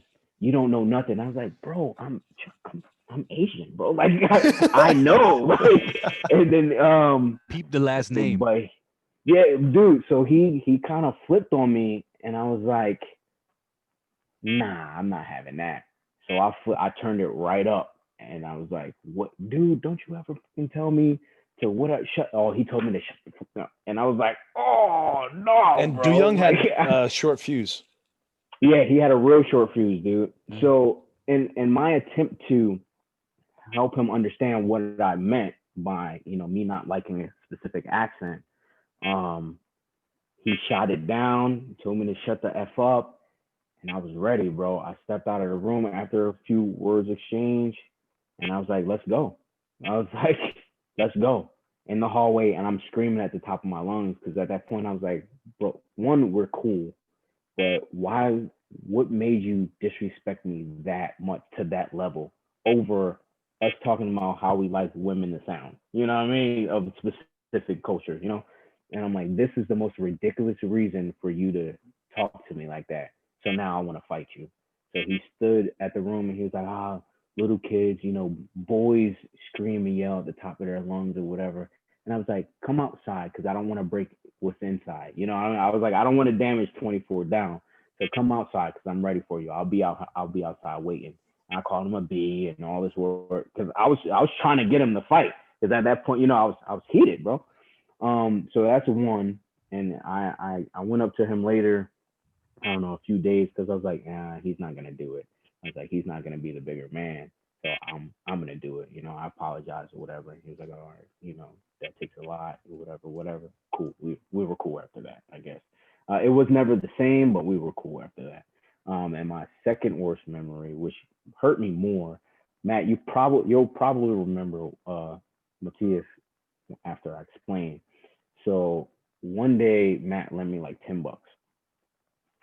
And I was like, yo, I'll pay you back when I get paid, etc. And then it was like him, me, someone else. We were in your car and we were driving. I was like, yo, I got paid. You guys want to go to GameStop? I want a new game for Xbox or whatever. But we never went, or we went, but I didn't buy anything. I think subconsciously I knew why I didn't buy anything. But that was like strike one for Matt. And then there was something else, and that was like strike two for Matt. And then whatever strike three was, he stopped talking to me. So there were a few times I saw him walking, and I was like, yo, Matthias. He ignored me, and I was like, okay, maybe he just didn't hear me. So I brushed it off. Did you have a collared shirt on? Did you have a collared shirt on though? No. Yo, your comedic timing is good, bro. So another time at night, it was nighttime. He was going to the dorm, and I was like, "Yo, Matt." And like this time, I was yelling. I'm pretty loud. I was like, I know he heard me, so he's ignoring me. And then it clicked, and I was like, "It's over this $10." So I asked somebody to take me to the Wawa real quick. Got the $10. I knocked on the door. He opened it, and I threw the 10 in his face, and I walked away. Because at that point, I was mad. I was like, here, boom. So I disrespected Matt that way. But he already felt disrespected, right? So I forget how many days had passed. But he just stopped me, and he was like, yo, can I talk to you? I was like, what's up, man? And, there's tension there. And I was like, whatever. Whatever this is about to be, it's about to be. He was like, yo, and he explained to me, like, you said your word is your bond and you didn't pay me back. So I was like, yeah, my word is my bond. But when I was calling you, you ignored me and you had no idea why I was calling you. Because after I had realized I still hadn't paid him back, when I was calling him that one night, that final night, when I realized like he was actually blatantly ignoring me, I was like, dude, I was going to tell you I'm going to get you your money today, but you ignored me. So that infuriated me. You know what I mean? Like, we're boys. Like, me and Matt have had like long nights together. You know what I mean? And Pause. yeah. Pause. No, but he's right. We He's shared 100% like right. a lot of time together. We've shared a lot of time together. Yes, even sir. things that I don't know if other people knew, like about your relationship. Like, we've shared a lot of time together. Yes. You know what I mean? A lot of thoughts and feelings or whatever. And I was like, why would you ignore me? You know what I mean? So he was like, yo, I was ready to fight, whatever. I think he said to me, like, not for nothing, like, I was gonna knock you out. And I was like, yeah, you would have tried, but we would have fought. Like, that was my response. Like, yeah, we would have fought, but you would have knocked me out. Excuse me. So after that, everything was cool. We kind of got back to normal, etc. So that was probably the worst, because that hurt me the most. You know what I mean? Like, my boy was like legitimately pissed off at me. And that it just so happened to happen in 24 down. Us probably, if either one of us would have said something differently, we probably would have fought. Or if our egos were in a way, we probably would have fought. So that's probably my worst 24 down like memory itself. Appreciate you sharing that, bro. Like, I legit forgot that. Like, I'm glad you brought that up though, because like I vaguely remember that experience, and I know when we were talking, like it was more like we had squashed it, and then we were laughing like, no, I would have knocked you out. No, I would have knocked you out. It was like that. But I like, we were both like semi-serious, but then we like actually fought and sparred, and like it was over. We were like completely squashed. I mean, at least as far as I'm concerned. Yeah, But, no, yeah. yeah, I appreciate you bringing that up, and my bad for being an immature little brat. Nah, I don't remember blatantly ignoring you. If I did, like, I wouldn't put it past myself, to be honest. But like, I'm so glad that we were able to get past that, bro. Oh yeah, man. I think our connection was deeper than that. You know what I mean? 100%. And for you to even like be like, yo, can I talk to you? I felt really disrespected by this, and I was like, well, I felt really disrespected by this. So here we are. You know what I mean? We both got that, why we feel the way we feel, out of the way, and we moved past it. Like, it was like in a heartbeat, bro. Like, that was crazy, That's what brothers do. Yeah, for sure, dude. For sure. Dude, I remember every experience that I've ever had, good or bad, with like every last one of you guys. And that's wild to me that I remember these things. Like, let me finish answering the question first, and I'll get into that later. Just remind me, please. So my best memory, it's kind of a collective or cultivated experience, because honestly, every day was a dope memory, dude. And I know that's like cheesy to say, or a cheesy answer, but if you've spent time in 24 down, you understand what I'm saying. You know what I mean? Going from the icy hot with Sam, or going from playing StarCraft with Sam, because I was listening to the podcast and I was like, dude, we literally always played StarCraft together. I think I got him back into StarCraft, to be honest. Or from that, or me and Matt chilling, playing Tekken, or playing this Naruto game, which was like a hybrid of Naruto and Super Smash Brothers, which was super dope. Like, you know what I mean? We had and even Buddha, like the first time I met Buddha, this was when we were all on Halo. Like, everybody was kind of new to Halo at the same time, landlining and syncing up and playing. So my name was Grim, and I brought this up to Francis after I listened to his podcast. So I was Grim, which my name is Grim Maddox now, due to the Francie Maddox and Yugi Maddox and Hate Maddox, and you know what I mean, the Maddox clan. Mathematics, who started it all. Yeah. So you know what I mean, the Maddox clan. But I was Grim, and I was like kind of good at the game, and I would always just kill people. Clearly, that's the point of the game. But I would kill people, and I would like kill Buddha a lot for some reason. And then he was with Walter Liu. You remember Walter? He was your Walter Liu. Yeah. He just popped up on my Facebook feed too. That's crazy, dude. Yo, you guys got to get him to get on the podcast. He doesn't think he has anything to offer. Get him on. Dude, what? First of all, Walter Liu. Wow. I was deployed with his little brother. No way. Wow. Dude, I never put the names together. That's bonkers. And we were deployed. He was in another section, another career field, but he would help us out a lot. And I don't know if he would, his little brother would say the same, but I kind of like mentored him a little bit. And we exchanged Facebooks or whatever. And then one day he hit me up. He was like, "You know my brother?" And I was like, wild. "Dude, who's your brother?" He's like, "Walter." I was like, "Holy crap!" I was like, "Your brother's the man, bro. I love that dude." So yeah, I was deployed with his brother once.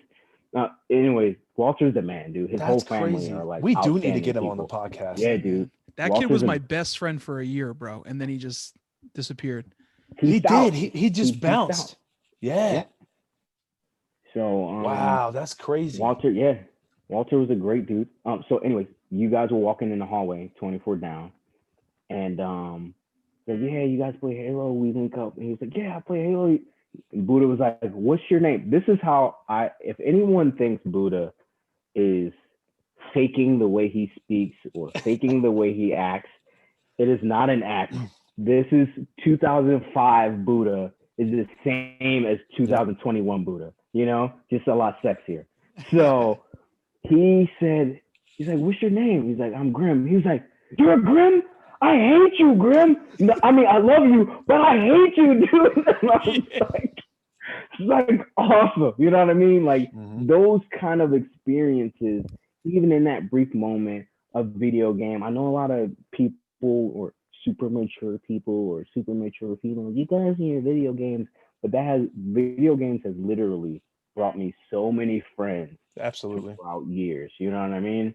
Yo, So- so Halo is like the reason that I'm here. Like, no lie, Halo is the reason that I'm here with you guys even right this moment. Because, and I'm pretty sure you were with me and Gene, Dwayne, when we played 24 up versus 24 down in Halo. For we sure. didn't know a single one of them. We Yep. played them and we just saw their gamer tags. And then the one time, it goes back to mine and a few other episodes where Buddha asked us to go to lunch or dinner with them. That And we was were it. like, well, I don't even know these guys, but me and Gene were all like, yeah, let's go. And then like we went down as a group, but then we split up and we just like hung out with them. We just like became part of the group. And it was like Halo is literally the reason that like I'm friends with Matt Baldwin and For Dude. sure, dude. Yo, and not to hijack the conversation, but it's so true. I was playing Halo on Francis's Xbox, and he didn't even know I was in his room. I didn't even know Matt. Like he came in my room.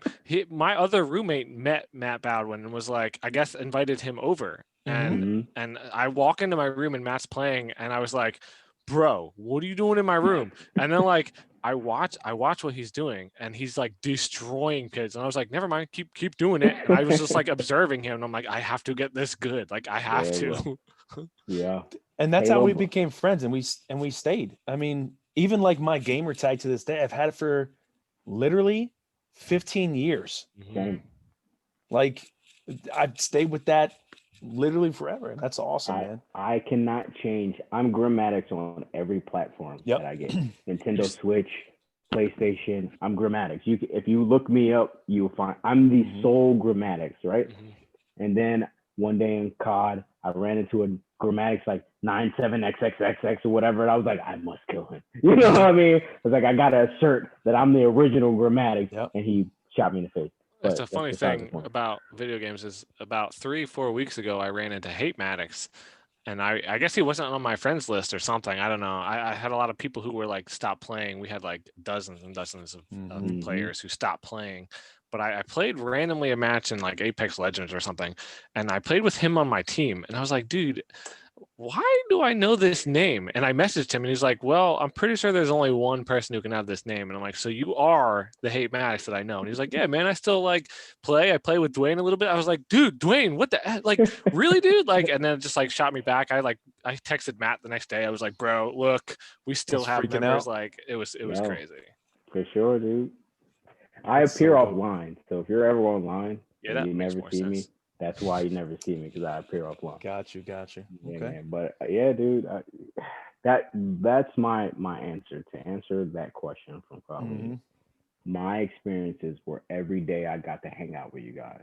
Like I was a terrible student. Like I said in the beginning of the podcast, I solely went to school just to hang out. You know, for the relationship that we've cultivated. So every day I got to hang out with you guys was the best. You know what I mean? Those are my favorite memories. So yeah.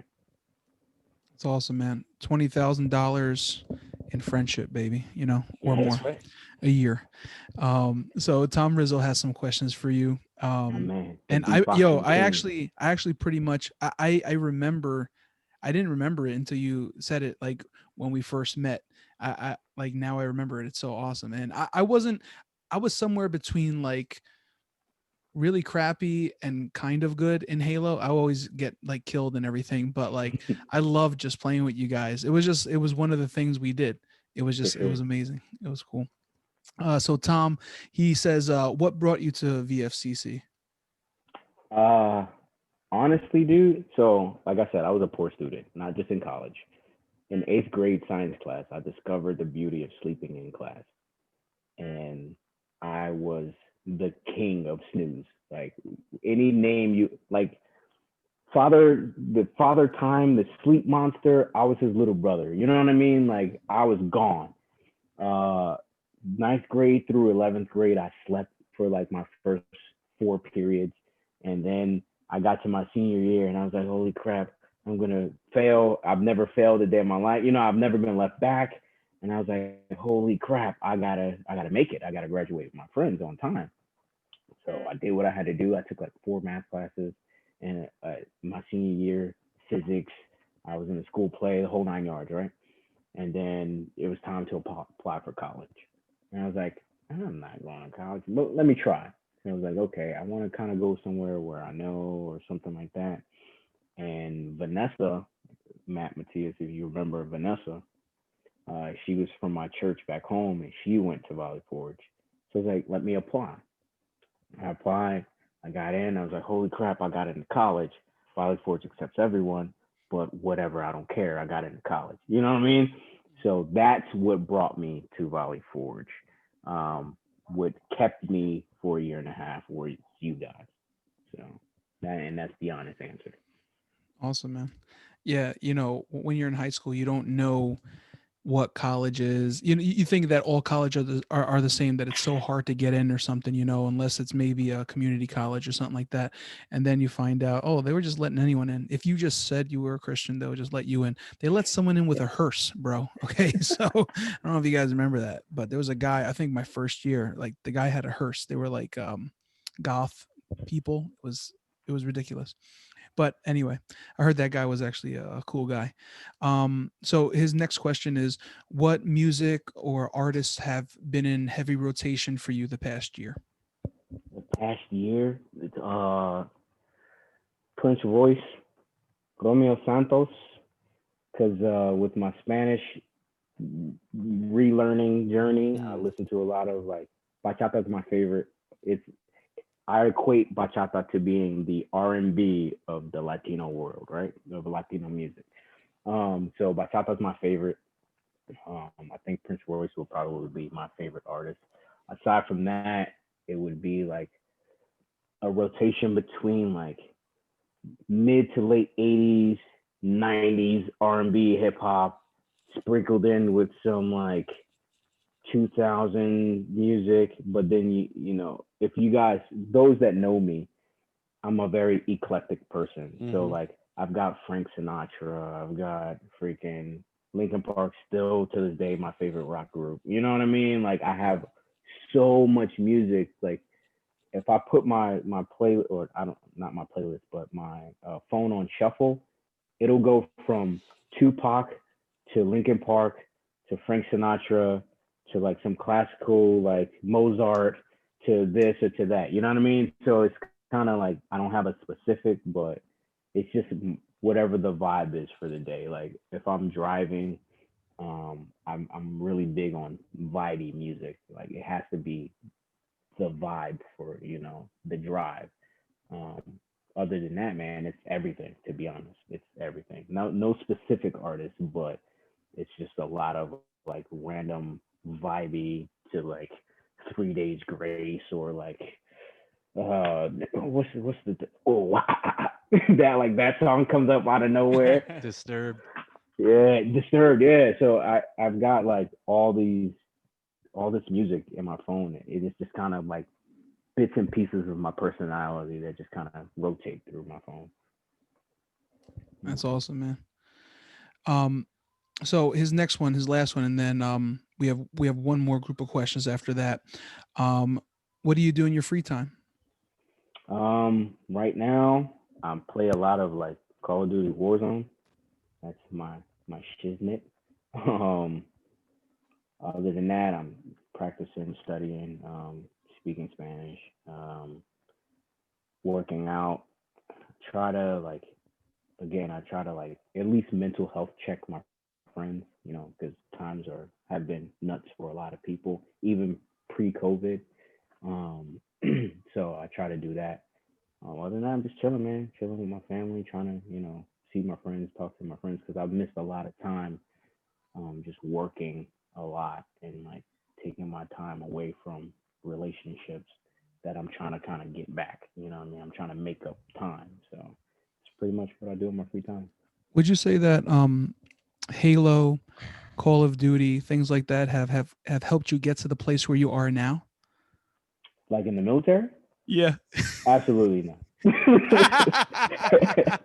Absolutely not. Honestly, can you guys hear me? Yeah. Yeah. Mhm. All right. Honestly, my AirPod died, It's cool. but I never wanted to be a cop. I never wanted. Am I still good on sound? You weren't for a second, but now you're back. I can't hear you guys. Hold on. You actually sound better. If you can hear me, give me a thumbs up. We can hear you. You can hear Gucci, me? baby. All right, cool. You can hear me. I can't hear you guys yet. I'll fix it in a minute. I never wanted to be in the military. I never wanted to be a cop. Like, perfect example. I graduated high school. Marines came to my door and I was like, bro, I got asthma. I can't join the service. Like, I'm not doing it. I can't. He's trying to like convince me to take the test. I was like, no, it's not happening. But fast forward 2010, I got the bug. For some reason, I just wanted to do more. And I got the itch and I scratched the itch and boom, here I am in the military. So yeah, it was off a whim. To be honest, I was watching, it was 2009 when the new Star Trek movie came out. And I'm sitting in theater and I'm watching Star Trek and I'm like, what's the equivalent of Starfleet in real life? And I was like, the Air Force. I'm joining the Air Force. Now it's Space That Force. day, I text Ivan. I was like, bro, what do you think? Like, would you join Starfleet if Starfleet was real? He was like, yeah. I was like, hell yeah. I'm joining the Air Force. And boom, there we have it. Like, that's how my mind works, bro. I don't know what it was about it, but I think it was something about them doing something bigger than themselves, you know, as weird as that might seem, or as corny as that might seem or sound. I really was like, man, I want to do something more. What can I do? All right, I'm gonna go serve my country. Here we go. You know, like, let's go do that. And then I kind of got the itch to be a cop, and I was like, I could really help people, you know. And then boom, I scratched that itch too. Here Would I you am. have? Can you? I gotta fix this sound thing, dude. I don't know. Can what's you hear us or happening. no? Hold No, you can't. on. Yeah, it's not looking like I was gonna ask him if he wanted to join Space Force. I can't hear you guys for nothing. Let's keep on going until he gets his sound. But yeah, the Space Force. I Can you hear me now? think Trump I started. can't hear that. any of you guys. It's all good. I'm lost. You- I don't know what happened. Francis, can you just put in the chat for him or something like we'll just keep it going until he can get it. Can you hear us now? You can hear us now? I can hear you now. You can? Yeah. Oh, okay, cool, good. Go ahead, Baldwin. I was gonna say, when you talked about Starfleet, obviously now with Space Force, would you? The real question is, right? Would you ever join Space Force? All right, dude. You want the honest answer? I do. Yes, absolutely. Hell yeah, because I would be a let's go. space cadet, dude. Come on. I would be a space cadet. Yeah, man. You know what I mean? I've thought about it. I'm like, shoot, bro, Space Force, man. It's freaking Dude, Space Force. As Like, weird and as ridiculous as it sounds, and it is, it's a very ridiculous branch of service. But regardless of my experience, my maturity level, I'm a kid. I will never lose that, dude.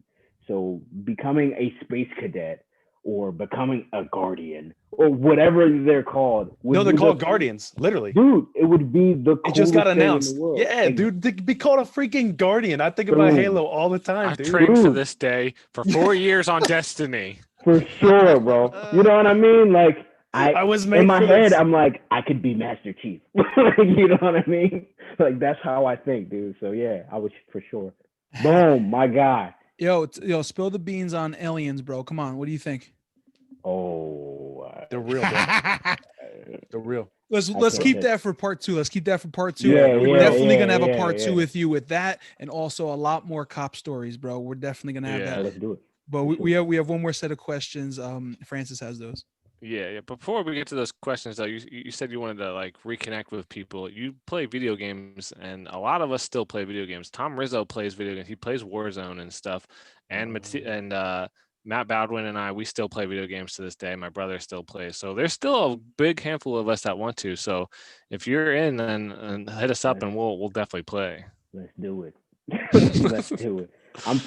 Honestly, after the podcast, I'm gonna eat and I'm probably streaming, dude. Like I'm Let's not go. like, I just started streaming late last year. So That's Oh, dope. man. Dope, dude. I streamed for like 6 months, and I hit affiliate and like enjoyed every second of it, but then it became like a chore and all that. So that's for another time, but we can talk about that. But streaming is definitely is a good route to go. So for sure. But anyways, these last questions come from Wolfie. He's a fellow admin. If you could have any space at Valley Forge besides 24 Down named after you, what would you choose and why? Dang, dude. I don't know if it was like, okay, it was part of the campus, but so there was like this grass area, kind of like behind whatever Alex and Phil's building was. Like this area there.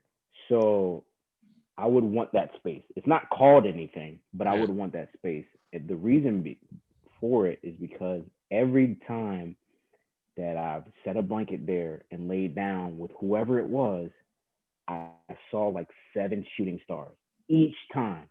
So it was the coolest thing for me because no matter what day I went that night, you would see a shooting star. Not just one, but several. You know what I mean? And that was like a beautiful thing to see. And I'm pretty sure I saw my first UFO at Valley Forge and that spot, dude. No BS. Me too, bro. Not gonna lie. I saw something, bro. Yo, my mind is blown right now because I really like. So I'm big on aliens and like understanding. So we have to definitely have the part 3 because on my honeymoon, bro, with my wife, we went out to Phoenix, Arizona, and I got a story, a for real story. I gotta hear that, bro. We need an Alex Jones podcast, bro. Yes, let's go. I'll put it on a freaking tinfoil hat, yo. I'm gonna tell you right now, the lizard people are coming for you. They're turning the freaking frogs gay. They're drinking blood of We babies. gotta do it, bro. What is happening? The FCC was my very first real life UFO experience. Yeah, I've seen them. I've seen plenty. You know, I spent a lot of time stargazing growing up, and I feel you on that. I've never seen it at Valley Forge, but I wish I did. So the Dwayne Lee Commons, we'll call that space, the Dwayne Lee Commons space. There we go. I like it. All right, so his last question we have is favorite and least favorite food from the cafeteria. We all seem to have strong opinions on the cafeteria, whether good or bad, usually bad. But what are your opinions on the food? Dude, I don't even remember the chow hall. Like, I don't remember the chow hall at all. And literally, your year was the worst year ever for food. Yeah, it really got better, but it's still really, really bad. It's like we have some leftover breadcrumbs. Worst meal was just the scraps. The only thing I can remember is like the machine that had like the multiple milks, like the 2%, the soy. That's the only thing I remember from the cafeteria, like actually using. Other than So it was that bad, huh? Yeah, dude, I don't remember any of the food. Yo, hold on. Now that you mentioned the soy milk, all right. So y'all remember that dude? I think he lived in 4 Down. He had mad long hair. I think his name was John, and he was a vegan. Okay, this sounds familiar. All right. So they never had soy milk. And I remember he made a big stink that they didn't have like any soy milk. And I remember they had that like little unit on the side. Yeah, dude. Bro, what was his name? John? Dang, Oh my God. He looked like Jesus, bro. And he had long hair. Was it curly? Was it curly or straight? No. 'Cause I think I know what you're talking about. I know who you're talking about. Not that John. It's the Okay. long hair John. He used to hang out with like Jeremy Sessa and all those other vegan cats. Jeremy Sessa sounds. I can't. So I'm bad with names. Like I have to have the face to match John the name. Thurgood. Okay. Dude, Yeah, he I was know a who you're soccer talking about, player. yeah. I played Yeah. soccer with him. Yeah. John Okay. Thurgood, dude. Yeah. And I remember he made like a checklist, like trying to get people to sign names, like for vegan options, bro. Like a petition. Yeah, dude. It's yeah. And Sodexo told them to kick rocks the first year. They're like, nah. Yo, that's him, Yeah, bro. that's it. This Dude, dude, yeah. bro. How did Yeah, you find that already? Like we just said his name 5 seconds ago. Like what? Yo, yeah, Yo, right when I that's see crazy. his face, it came. Yeah, Dude, my all the brain memories was came like, back. "Yeah," like, oh my Dang. god, dude, that's He crazy. wasn't even very good at soccer, but he was very passionate about it. At least, I mean, we'll say that. The passion that counts, bro. It's the passion that counts. Hey guys, That's this is a really awesome podcast, man, and you know it's coming to an end. But like always, we do have part two. So part twos are open for everyone. By the way, Josh Hadmaker said, and we still have more and more people to get on first. So if you haven't been on, you need to get on, get in contact with us. Also, Dwayne, we have a chat that has been going off as we have been on the podcast. But For real? yeah, we have a Sweet. chat on Facebook Messenger, so we'll definitely add you if you want to be added. It Heck gets a yeah. little raunchy at times, but I think you can handle it. I love it, dude. I'm a cop, dude. It's nothing that I can't take. I swear. There Nothing. you go. Yeah, it's a lot of fun. So I'm gonna do some quick podcast plugs, and then I'm gonna let the co-host say just final words, and then we'll leave the final word for you, Dwayne, and we'll end our podcast with that. So here's a couple of podcast plugs for our 24 Down podcast. We're on Twitter at 24 Down Podcast. Also, we have a Gmail 24 Down Podcast at gmail.com. We have 2 Facebook pages. One is the 24 Down Podcast page, and then we have the 24 Down page. And then we are also on YouTube at 24 Down. You can watch these podcasts on YouTube. There's pictures. You could see our faces. You could see how beautiful we are. And also, we have multiple amounts of different types of shirts, 24 Down shirts. It's just amazing. If you want a shirt made for you, give us some ideas, and Josh will work it out, and we have a couple other people that work on them. So you can find our shirts at storefrontier.com/24 down. That's storefrontier.com/24 down. And if I can, you know, go first with the final words, I just want to say this. I know, Dwayne, that, you know, your run at Valley Forge was only for about a year and a half, but you definitely have left us with a lot of memories about yourself, on our lives, you know, imprint on our lives. And we definitely remember you from back in the day, but especially today, man, just hearing where you have gone and where you're at now.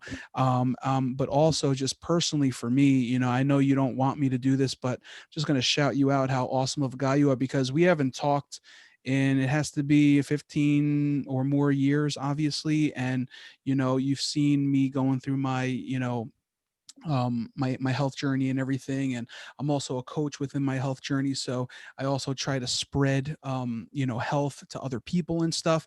And and I'm usually putting out there that I'm going to give some money away to certain people, and, you know, discounts and whatnot. And then Dwayne just hit me up, man, and he was like, yo man, I see that you're giving health away, and I see what you're doing, and I want to like, you know, sow some seeds into that. And he's actually financially supported me, not just with words, but financially supported me so I can bring on more clients. And I'm bringing on a new client today with one of the, you know, one of the discounts that he's made it me able to do. So I just want to say, bro, that's awesome that, you know, we can go beyond words. And even though you did owe Matt $10 back in the day, I'm telling you, man, you know, you didn't owe me anything, bro. And for you giving that, you know, a lot of people are going to change their lives like I am. You know, I started at over 400 pounds, man, and now I'm down in the 320s, which is amazing. I got a long way to go. I want to get down to about 200 or so, but there's so many people that are going to be blessed by, you know, what you have done through, you know, encouraging me and supporting me through this. So I just want to say thank you for that. Not just that, but you're an awesome guy, and you're one of, I usually ask this question, who's the coolest guy, who's the smoothest guy, and who's the weirdest guy on 24. And I would say you're one of the smooth guys, man. You're one of the I smooth appreciate guys. it, bro. Thank you so much, man. Francis. Go ahead, Matt. We'll let you Oh, get I to it. appreciate it, man. The my dog is whining to go out to the bathroom. So yeah, Dwayne, dude, when Francis texted me that you were going to do the podcast, and like he wanted me, or you wanted me as a host. I was just like, bro, I'm so pumped. Like, Dwayne, like what a blast from the past. And man, we had so many great memories, and you're just a great guy. And like just to see you as a police officer now, and being like inside of like those units and seeing the intricacies of what officers go through and just supporting them through that, uh, for whatever reason, like if you ever need a person to call, I know PD there in Philly's got a ton of chaplains and stuff like that, but you got a homie here if you ever need to talk real. I get it. I know what that's like. I'm doing a funeral for a suicide. We just had here, and tomorrow I'm doing it tomorrow. And so I've been alongside officers as they're walking through some challenging stuff. So I'll be praying for you now that I know that, because I didn't even know that you were an officer, bro. So you'll definitely have my backing in prayer. Appreciate that, bro. Number two, we definitely got to get some COD matches in. I don't know if you play Rainbow Six at all, but I'm a big Siege dude. I think I have it, but I Okay. don't play it. Either way, like we're gonna play some Let's games. do it, bro. Let's do it. Yep. And dude, like I don't know, like we're just talking about fitness and stuff. You look great. Like I Thanks, can only man. see like from shoulders up, bro. But I mean, Thanks, bro. for myself too, I transformed after college. Like I used to be like a stick, bro. Same, And dude. I've put on probably, oh man, like 30 to 35 pounds of like lean muscle. So, Nice. but that came out of a place of like disgust with myself and really gnarly breakup and just recovering from that. So, For sure. like for you, dude, like obviously that's a part of your occupation, but it also isn't a part of your occupation, because I know, and a lot of officers don't take care of themselves. So shout out to you for being one of the real ones and Thank you, still bro. sticking with it, man. Keep doing it. And the last thought I would say is, I had no idea that you're still in the Philly area, so we got to catch up. Like that's inexcusable know. now. So Let me know, bro. yep. So Let me what know. part of Philly do you live in though? I live in Mount Airy. Yeah. So it's like right across the street from Cheltenham Township. Yeah. I was gonna say you're like 45 minutes away, dog. Too easy, bro. Too Just easy. let me know. I'm normally off on the weekends, so. Word. Okay. Word up. Well, then we all need to catch up and do that. But I'm gonna sign off. Dwayne, I love you, bro. Bro, Blessings to you, man. I'll be praying for you. too, bro. And I love Thank you all so you much. guys, Buddha, Francis, Matthias, rest of 24 Down family. I love y'all. Thanks, Love you, Baldwin. bro. Thanks, Thanks, Matt. man. So Dwayne, you were one of my first friends in college. We lived across the hall from each other. Sure. So just a quick thing. Earlier you said it was your fault that we weren't staying in touch, even us or everyone really. But a lot of people in this podcast, it kind of to be a trend that a lot of people tend to write each other off. We're like, that part of our life is past. We forget about it. So don't feel bad about it at all. We all kind of just wrote it off for a little bit, but we used this pandemic to like reach out to each other and really really come together, and helped do that with this podcast. But before that, we were doing Zoom calls. We were trying to do other things, but I'm really, really excited that it helped bring us back together. But you in particular, I forgot how much I really valued you, because, you helped shape my 24 down career, my 24 up career, all that stuff. But when my grandfather passed away, you reached out to me, and a lot of my friends did, but I never expected you to. So that showed a lot about your character and the effort that you were willing to put in to reach out to people that we haven't, before then. I think you passed away in March. It was upwards of 15 years or more that I even spoke to you. But I mean, I never forgot. We were still like friends and stuff, like on video games and stuff. But that's huge to me. That it hit me really hard when you reached out, because I had like friends that I'm close with, but then you stepped up and you really reached out, and it was huge for me. And I was just like, I couldn't believe that you did it, and it really hit me in the emotions, and it really helped me reflect on my time with you in 24 down or 24 up when we lived in 24 up. So I'm very, very grateful that you did. I'm grateful that you're on this podcast. I'm grateful that we can reconnect here. I added you to this group so that we can connect further. Video games, and I know that you're peering offline now, so I'm going to start spamming you a little bit more. So that's good.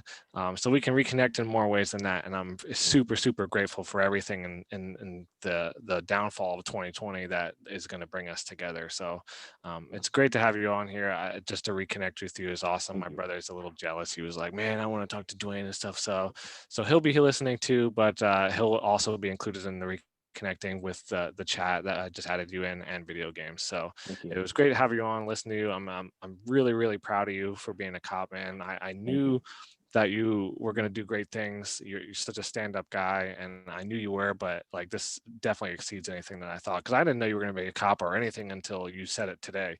I literally had no idea. I really didn't. So that's huge for me. I'm very, very proud of you, man. I really Thank you, am. bro. I appreciate that for sure. Everything. Yeah, man.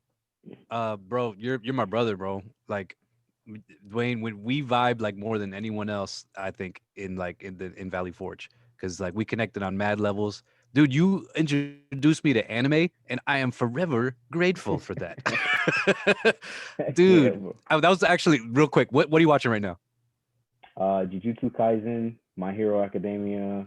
Yep. Trying to finish up Attack on Titan. With the new season out, I need to catch up on One Piece, and I'm watching Black Clover as well. And I'm waiting for the Demon Slayer movie to drop so they Yes, can sir. finally do the season. And what else am I watching? I think I'm watching one more, but I can't remember right now.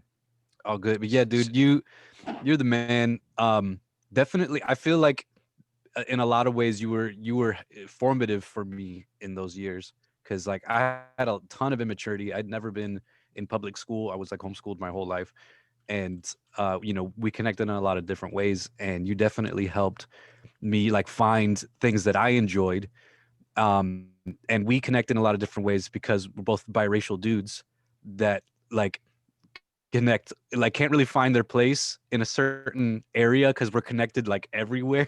Mm-hmm. And so when we would be chilling with the black dudes, we'd kind of be like the awkward guys, and when we were chilling with the white people, it would be like, yeah, we fit in here too, kind of.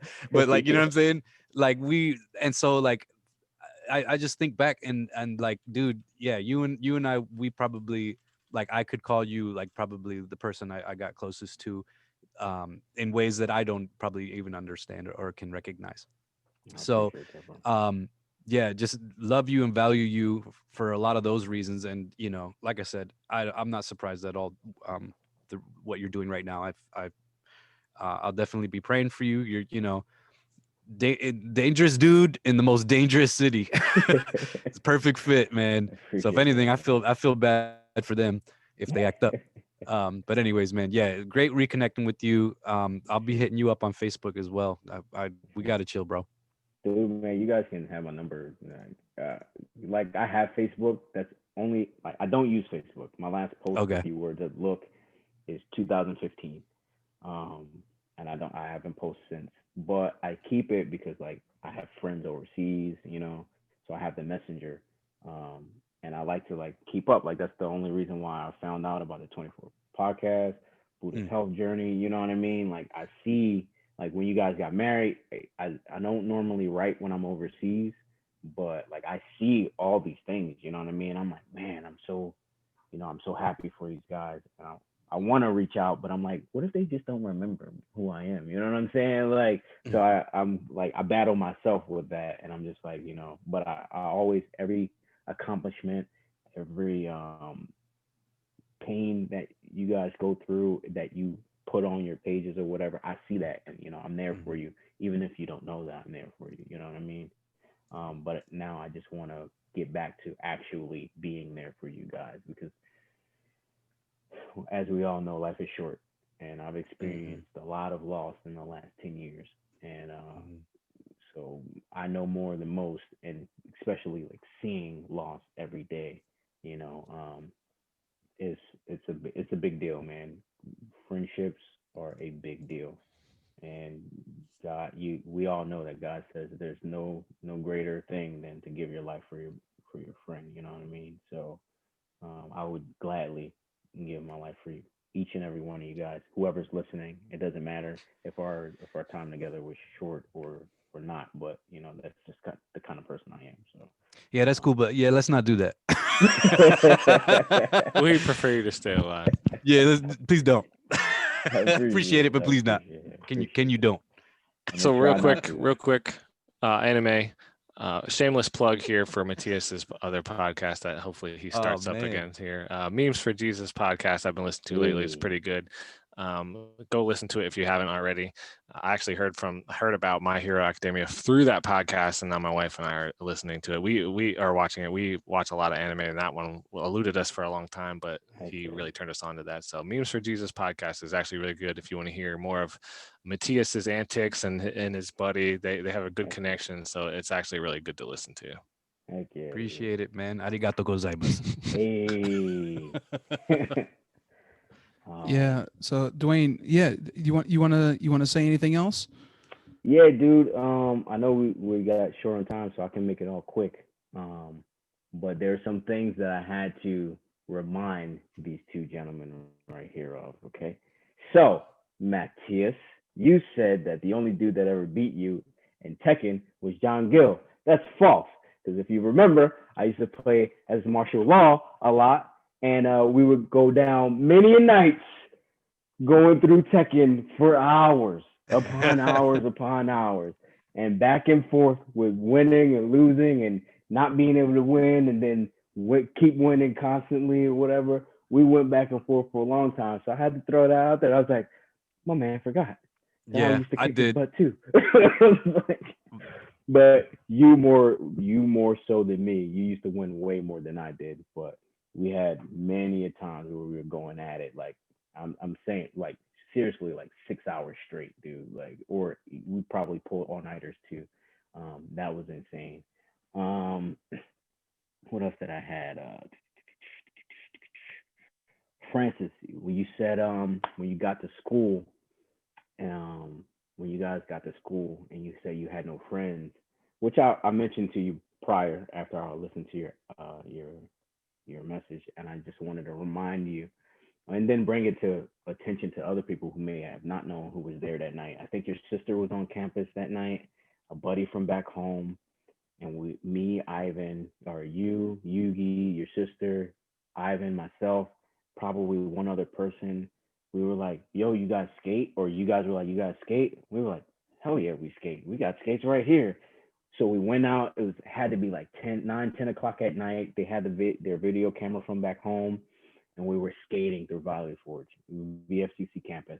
And that's like the day. It had to be like our first night together on the floor, because like you said, you were there 2 weeks prior for soccer. Mm-hmm. So when everybody came, that was our first night on campus, and we went out skating, and that was our connection. The English twins, their sister, their buddy from back home. I reminded him of a story where I think his sister was holding the camera.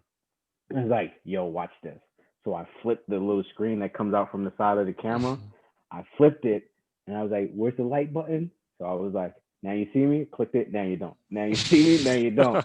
So it was hilarious. They showed their mom, the whole 9 yards, and everybody's like, yo, we love this kid. I was like, I forgot about that. That was so funny, dude. So we did that. You said that Matt introduced you to Halo, and I was like, oh, no, my brother. That was me, dude. I introduced you to Halo. And then we would play together. But when Matt Baldwin got there, that's when he, like, you saw his level, and then you, Yugi, and him kind of like honed in and became monsters. And I was like, I can't even play with these guys because I can't shoot them because they're super bouncing out of the damn stadium or the arena, you know? So you're right. I definitely forgot about that. But I do remember when that first happened. When you introduced us, but he definitely introduced us to the competitive side of it a little for bit sure, dude. Like casual, we would always play, but he, like, you guys' level stepped up. Matt, you mentioned something about the English twins in your podcast, that if you guys put your mind to anything, you guys are absolute kings at it. Yep. And that's absolutely correct. You mentioned sparring once, like when you taught Yugi like a jab or whatever, and then me and Yugi put the gloves on once with some guys from 24 Up in the gym, and Yugi threw a jab. He was like this, boom, hit me with this stiff jab, and I was like, where is this power? Like, I felt like I was in an anime, bro. I was like, exactly. I was like, where's this power coming from, dude? And then, the form was so perfect, dude. I was like, there's no way this kid has never boxed a day in his life, bro. Because the form, power, the speed, everything was perfect, and it blows my mind how good you guys are at anything that you try. You try hard at. You know what I mean? You can be good, but you guys literally can be great at whatever you want. Well, I appreciate that.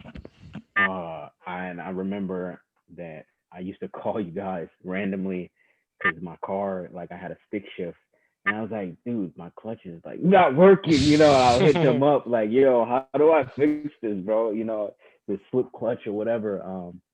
This is after my time, and I don't want to go too much longer because I know you guys got to go. But I did want to bring up the washing machine thing that I brought up earlier. About a lot of weird things that happened. So one day I had come up. I was off. I left the college, and I came up to visit one day. And luckily, you guys were still there, and we were like, "Can we fit in the dryer?" And I was like, "I can fit in the dryer." And I tumbled and contorted my body, and we closed the door, and we had some video of that. It was me, Sam, Frankie Fusco, and we had a great time. Me, Sam, and somebody else made a video, some weird video, which I'm sure is like on my Facebook or YouTube somewhere. And I had some leather jacket. I took my shirt off, and I'm like doing these things and dancing with a mask or whatever. It was crazy, man. But yeah, anyways, aside from those stories, honestly, guys, this podcast has been a blast. I'm glad that you guys even wanted me on. I didn't think I had enough content to even last this long, or enough memories. But as like everyone, as the conversation goes, it's just kind of like pew pew pew. My brain's like rapid firing. Like I said, I can remember arguments. I can remember the funniest little moments, you know what I mean? Like from you guys and just campus life in general, which we can get into that crap on the next one or our open podcast or whatever, or open episode. But I really appreciate you guys, and as you guys don't know, those memories and those times and our relationships that we had still affect how I act today. Any disputes that we've ever had, it makes me look at, if I deal with a similar situation, it makes me react differently just because of how it happened in 2005 through 2006. So I really truly appreciate you guys and everything that you guys do, be it you're in ministry or you're not in ministry. I'm just glad you guys are happy and healthy. You know what I mean? After all this time, I can see you guys, and like, that's what I'm talking about. A smile on your face is all I ask for, but a genuine one. You know what I'm saying? Like, and if you guys ever needed me for anything, an ear to talk to, you need some freaking food, I'll never let you go hungry. It's I'm here for you for sure. And I need anybody who's still listening or watching. My theory is that if you have ashy feet, you don't care about life. Okay, so lotion your damn feet. Very important to have lotion feet. Okay, Yo, very important. believe it or not, bro. Okay, a lot of white people don't put on lotion, especially you. Oh, Okay, it's so true. here's the thing, yo. I got a pedicure with my white. Well, no, actually, I got a pedicure. I went with my daughter. She's 8 years old, and so I got one a couple months ago, and so I've been putting lotion on my feet every night, baby. Every night Heck after my yeah. shower, and my feet Heck are, yeah. are like are like a baby's foot, man. You know what I'm You saying? I gotta put it in do my it, bro. mouth, baby. Do you still do the I don't want to mess up her name, the Layla and Daddy show? So yeah, my daughter has a little bit of a attitude, so she doesn't want to do it a lot. But now I got a younger daughter, and she likes to do it. But we're gonna get on there. We're gonna get on there. Nice, nice, nice. See, man, I keep up, dude. Yeah, I man. keep up. I know things. I know Yeah, things, yeah, bro. yeah, Yeah, dude, bro. I'm For so sure, impressed man. with your memory, dude. Your memory is Yeah, Thank you, impeccable. bro. yeah, Thank you, bro. I appreciate yeah, that. man. I'm trying, So man. I'm trying. So yeah, man, thanks for an amazing podcast. This is your podcast. And Josh always says it, it's not his, it's not ours, it's yours, it's ours. You know what I mean? And so, we're definitely going to have another podcast where everyone can be on. I don't know if you saw the 24th episode, but probably we're going to do it in multiples of 24 or something like that. So maybe even, Okay. 48. We're coming up on 48. This is episode 35. So we would love to have you there. We would love to have you when we finally do all meet together again, live in person, because this is great. But imagine being together, you coming in your officer uniform and, stripping for us and stuff. So it'll be so amazing, man. So Matt's going to be giving, haircuts. Josh said, I don't think he wants to give haircuts at this thing. And you're going to come in your uniform, but it's going to be an awesome time. So, thanks for being on, man. And we definitely have to have a part 2. So thanks so For much, sure. Dwayne. For And sure. thanks Thank you to guys for having Francis, me. thanks to Matthias, thanks to Matt Baldwin as well for being on here. That's episode 35 in the books, guys. All right. God bless. Later, boys.